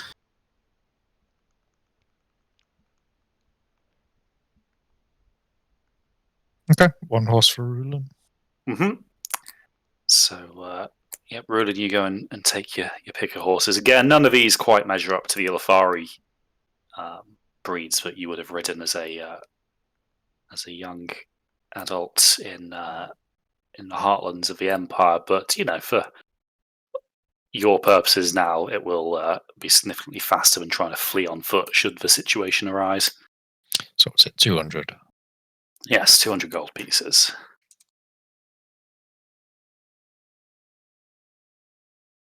Okay. Aval, I'm assuming you're going to be getting a horse. For the whole thing, obviously. I only heard the word horsey out of that, but I'm going to come to you. Noise with an ominous voice in its depths going, horsey. Yeah. AP level shit like that. Cool. Nice one. So, that's 200 gold then. And then Toric, horse or mule? I mean, mule. Mule?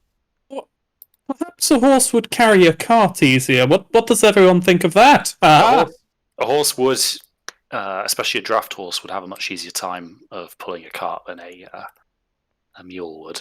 We'd also have to purchase a cart.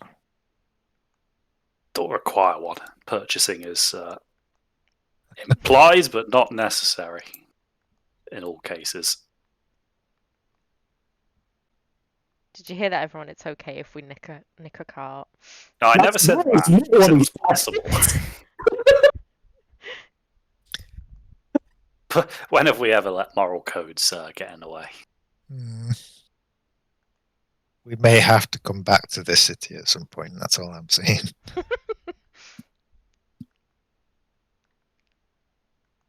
Does it look like they have carts for us to purchase?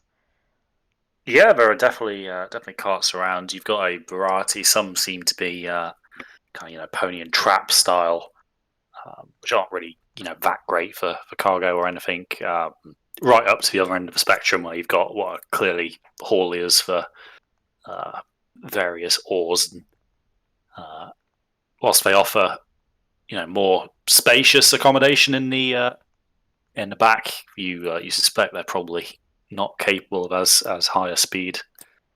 Do they have anything of a fairly modest size that has a decent amount of carrying space?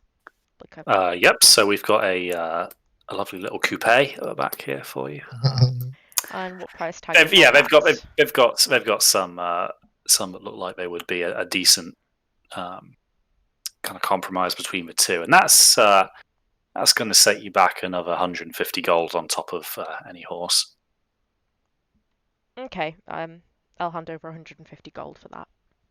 Okay, so you take possession of this wagon, a nice solid four-wheeler with a reasonable amount of space. Definitely definitely fit a few. In fact, you would probably guess that this was used to take passengers rather than cargo in the past, given by the fact there's a few benches on either side of it. Is it all right if I ride in the wagon with you? I mean, I was buying the wagon under the assumption that you would be riding in it, Torek, and doing whatever you do in the back of there that helps us. You're saying it's a gift? Yeah, That's really nice. Thank you. you're welcome.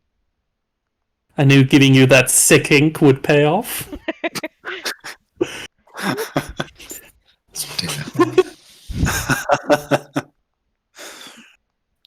Okay, cool. So Triss and Torek have their new whip. Everybody else has some horses. You have the start of an escape plan on your hands here. Oh no. While we're on that subject as well, again, other things that we need to do before we might not get another chance. I want to see about trying to purchase some fluorite.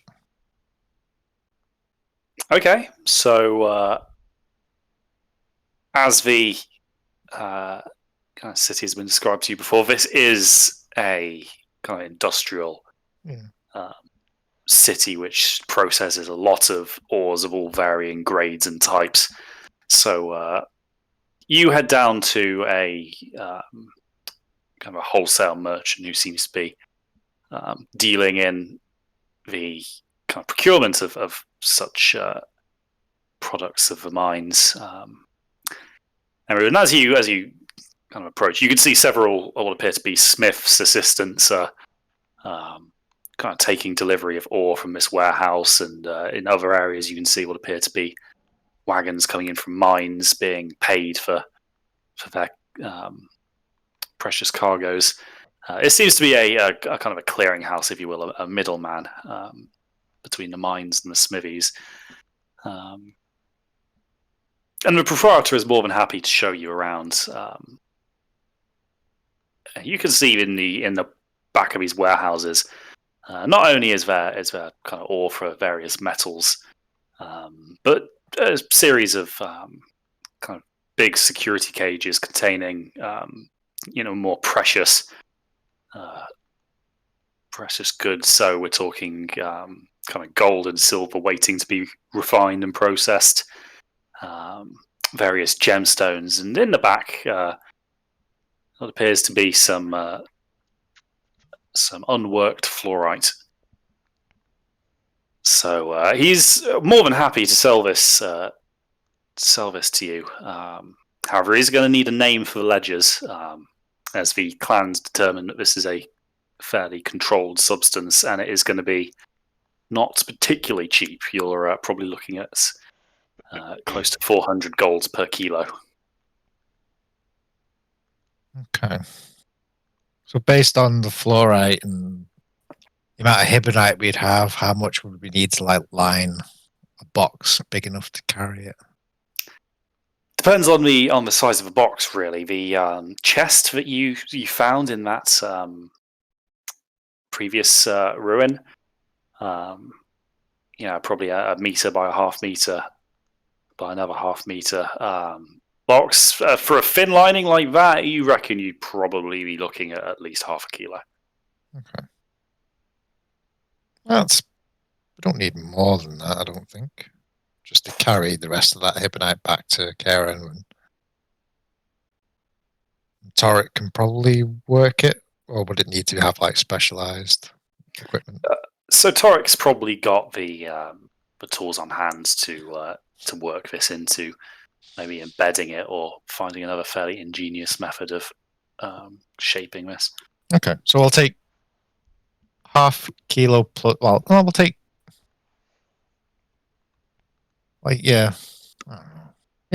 three quarters of a kilo. Three quarters of a kilo. Grams. Okay, yeah. so just in case we need a little bit. Yeah, a little bit of spillage, just in case. Okay, so that's going to set you back 300 gold, and he is going to be needing a name for his register. The name. Sorry, that cough was not significant. Just to clarify. Well, I'm already technically in the city under the name. Well, fuck it. Just say Lord Vanan. Okay, so he jots that down,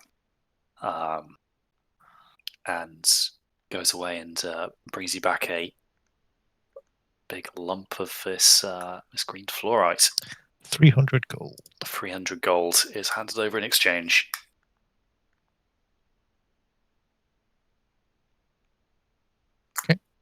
That leaves me with 47 platinum, 67 gold, and 9 silver pieces.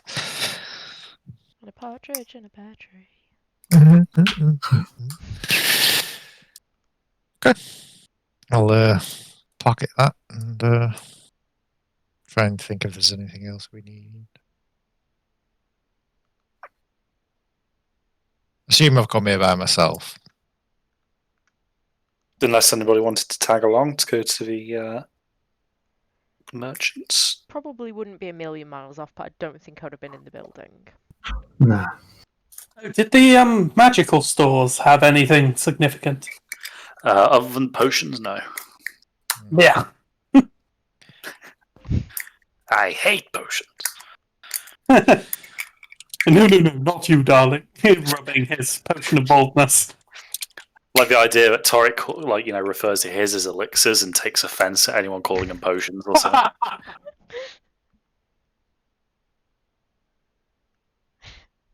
Would have been so good. Now I feel like I'm underrepresenting the idea of Torek.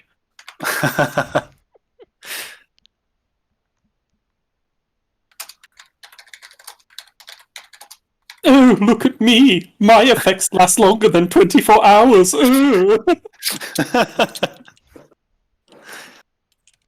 Okay, so you guys now find yourself in the city. It's still early, mid-morning.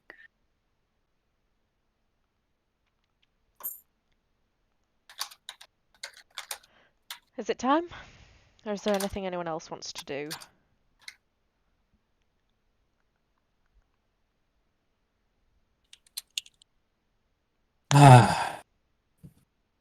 Can't actually think of anything.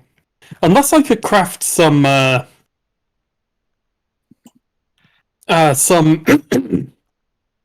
some ammunition for my potion launching gun.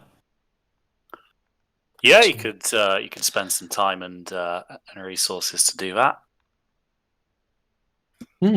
Probably say it'd take you about an hour to craft each shell.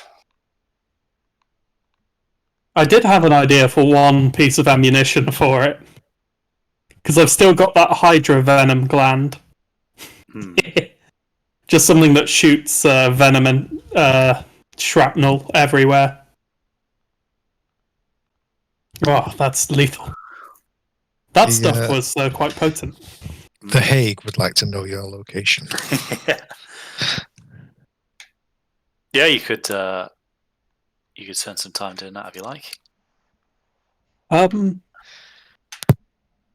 I mean, as long as people are willing to wait.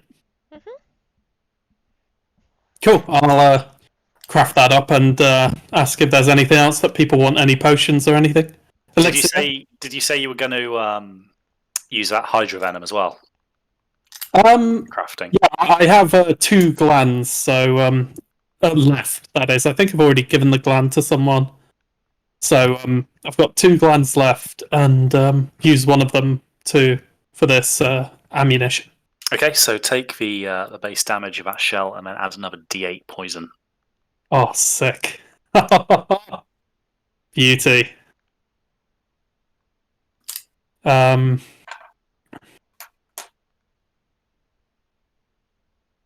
Still got that flask of mercury mix and still don't know what to do with it.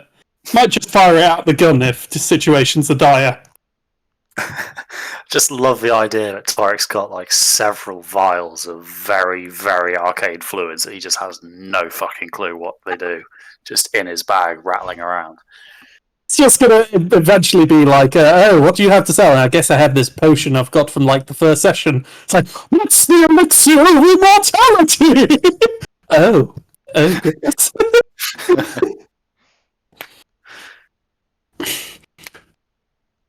course, so Tarek spends an hour crafting up this shell.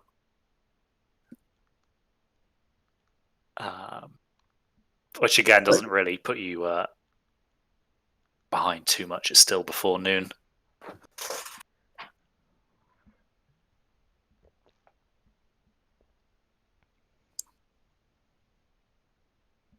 Cool. Just made a note of the poison shot. Mm-hmm. And I need to spend 50 silver.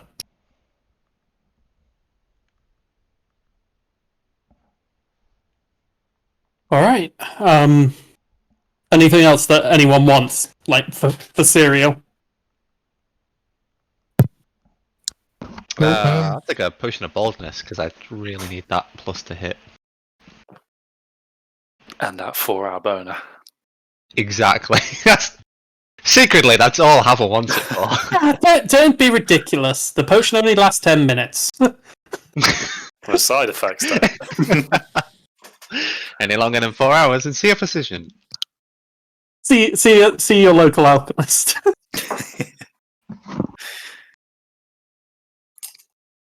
Okay, so at being done, are we thinking we're heading off to the estate to have that meeting with Darius? I think so. Yeah, let's get it over and done with. Right, so the house is kind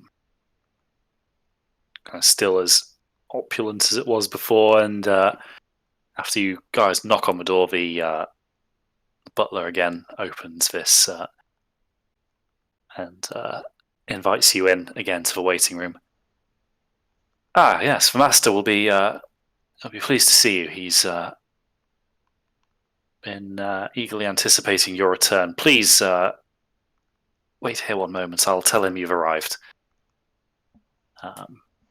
This time you're left waiting only a few moments. The butler is very soon back.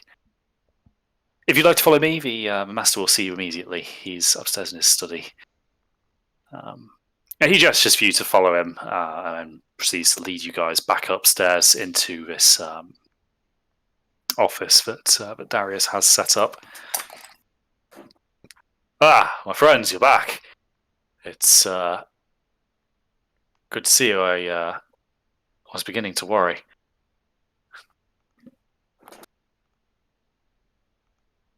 Well, no cause for alarm. Well, we had an agreement after all. Well, I'm glad to see that we are now going to be able to fulfill that. Now, please, if you'll give me the artifact, I will go ahead and make the arrangements for the transfer. How long will it take for our friend to be returned? I would imagine it would be fairly quick. There are many things, but they are men of their words. So he's close by? In a sense. Okay.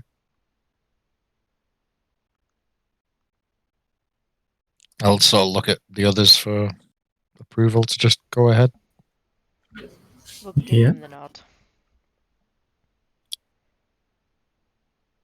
Okay, so Braxton, you pull this keystone replica out from your pouch and place it on his desk. And he picks it up, and you see him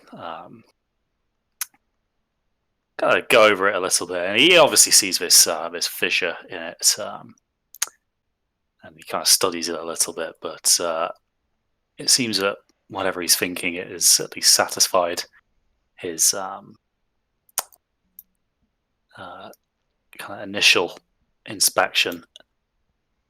That's exactly what he was looking for. Please give me a moment and I'll begin the proceedings.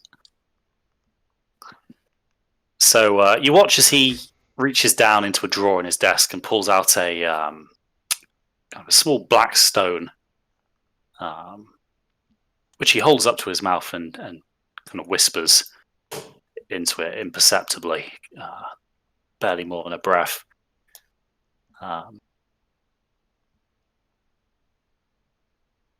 He waits for a response, and although you hear nothing, it seems that he gets one of some variety. And he picks up the keystone and moves it to a small table, which he pulls away from the wall where it was pushed up against, and moves it into the center of the room and places the keystone upon it. Please, if you'll stand back. And he gestures for you guys to take a few paces backwards, kind of away from the center of the room.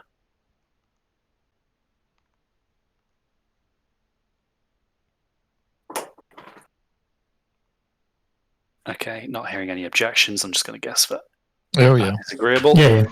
So you guys listen to his advice and take a few paces rearwards. And he places the keystone now in the center and steps back himself before, again whispering into this black stone. Again, he waits a little bit, and then you see him nod to himself a little bit. And as you watch, you see a kind of a shimmer appear in the air by this table, and this time an almost familiar style of rift appears in the air. Only this time it's purple, and out of it appears a hand covered in grey scales, with taloned fingers. Reaches out, grasps this keystone, and withdraws itself almost as quickly as it appeared. The rift then seals up. A few moments later, a similar rift, but larger this time, emerges. And out of it, a very badly beaten and bound Hrock is pushed out. He falls over to the floor and seems to be very worse for wear, but you could see immediately that he is breathing. This rift again closes almost as fast as it appears once Hrock is through. I'm going to approach Hrock and give it. And is he like gagged or just badly beaten? So you can see that he's kind of blindfolded. He's gagged. He's got his hands and feet bound behind his back, but he is alive. There are bruises over his body. You can see that he's actually missing a left ear, but Jesus Christ! But he's alive. Yeah, I'm gonna take the gag off him and give him a healing potion. Say, here, drink this. Drink it slowly. So, unable to really kind of help drink it himself, he kind of sips at this potion that you're offering. Kind of struggles a little bit, splutters a bit of it out, but you can see that he is kind of gulping this down. At least some of it. Lots of it is kind of going in his beard. It's quite a messy process. But as he drinks this, you can see that some of the bruising starts to subside a little bit. The breathing becomes much less erratic. Yeah, I was basically just doing that just in case he dies of, I don't know, internal bleeding or something. So he'll heal a healthy amount. Yeah, so the bruising starts to subside, but he still looks pretty worse for wear. He's a bit skinnier than when you last saw him as well. Yeah, no doubt. Anyway, he was fairly lean to start with, but now it's starting to look kind of more malnourished rather than in fighting fitness.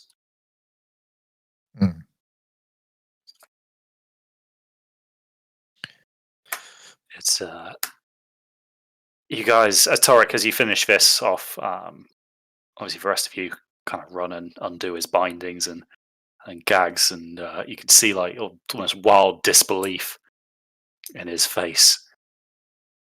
Torek, Triss, Rulin, where am I? What's happened? It's okay. You're somewhere safe now. Safer. You you kind of see a wave of relief wash over his face. Oh, thank the gods. I didn't want to spend another day with that tiefling. No. Yeah, we know the feeling. Well, one of us does at least.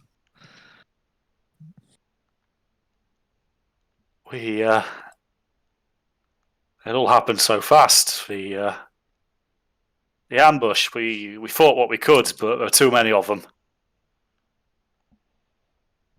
We Wait, yeah. King saw Gustav, the battlefield. is he safe?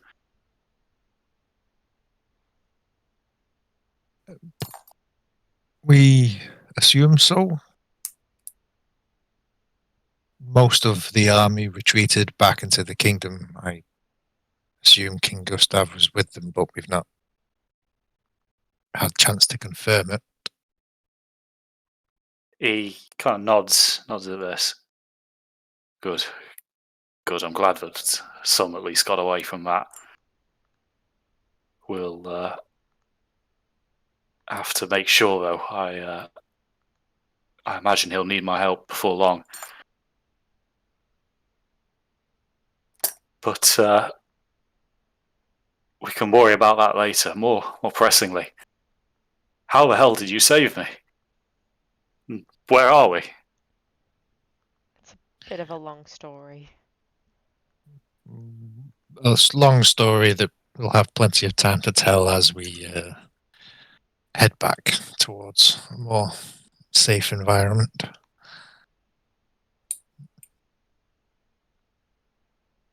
Yes, yes, that's a good idea. I'd like to put as much distance between me and this cursed place as possible. Back to Care Emwyn for me. Sounds like a plan.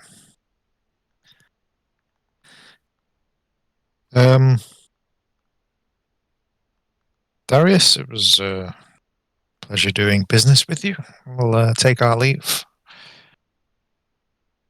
He is, he's kind of struggling to really keep eye contact here. I mean, he knows that as much as he dressed this up as a business exchange, it was essentially a hostage transfer. And you get the impression that he's primarily a businessman, and this is just one of the more unpleasant aspects of being in his particular line of work. He might not personally enjoy. But regardless, he nods and bids you guys a farewell and a safe journey home.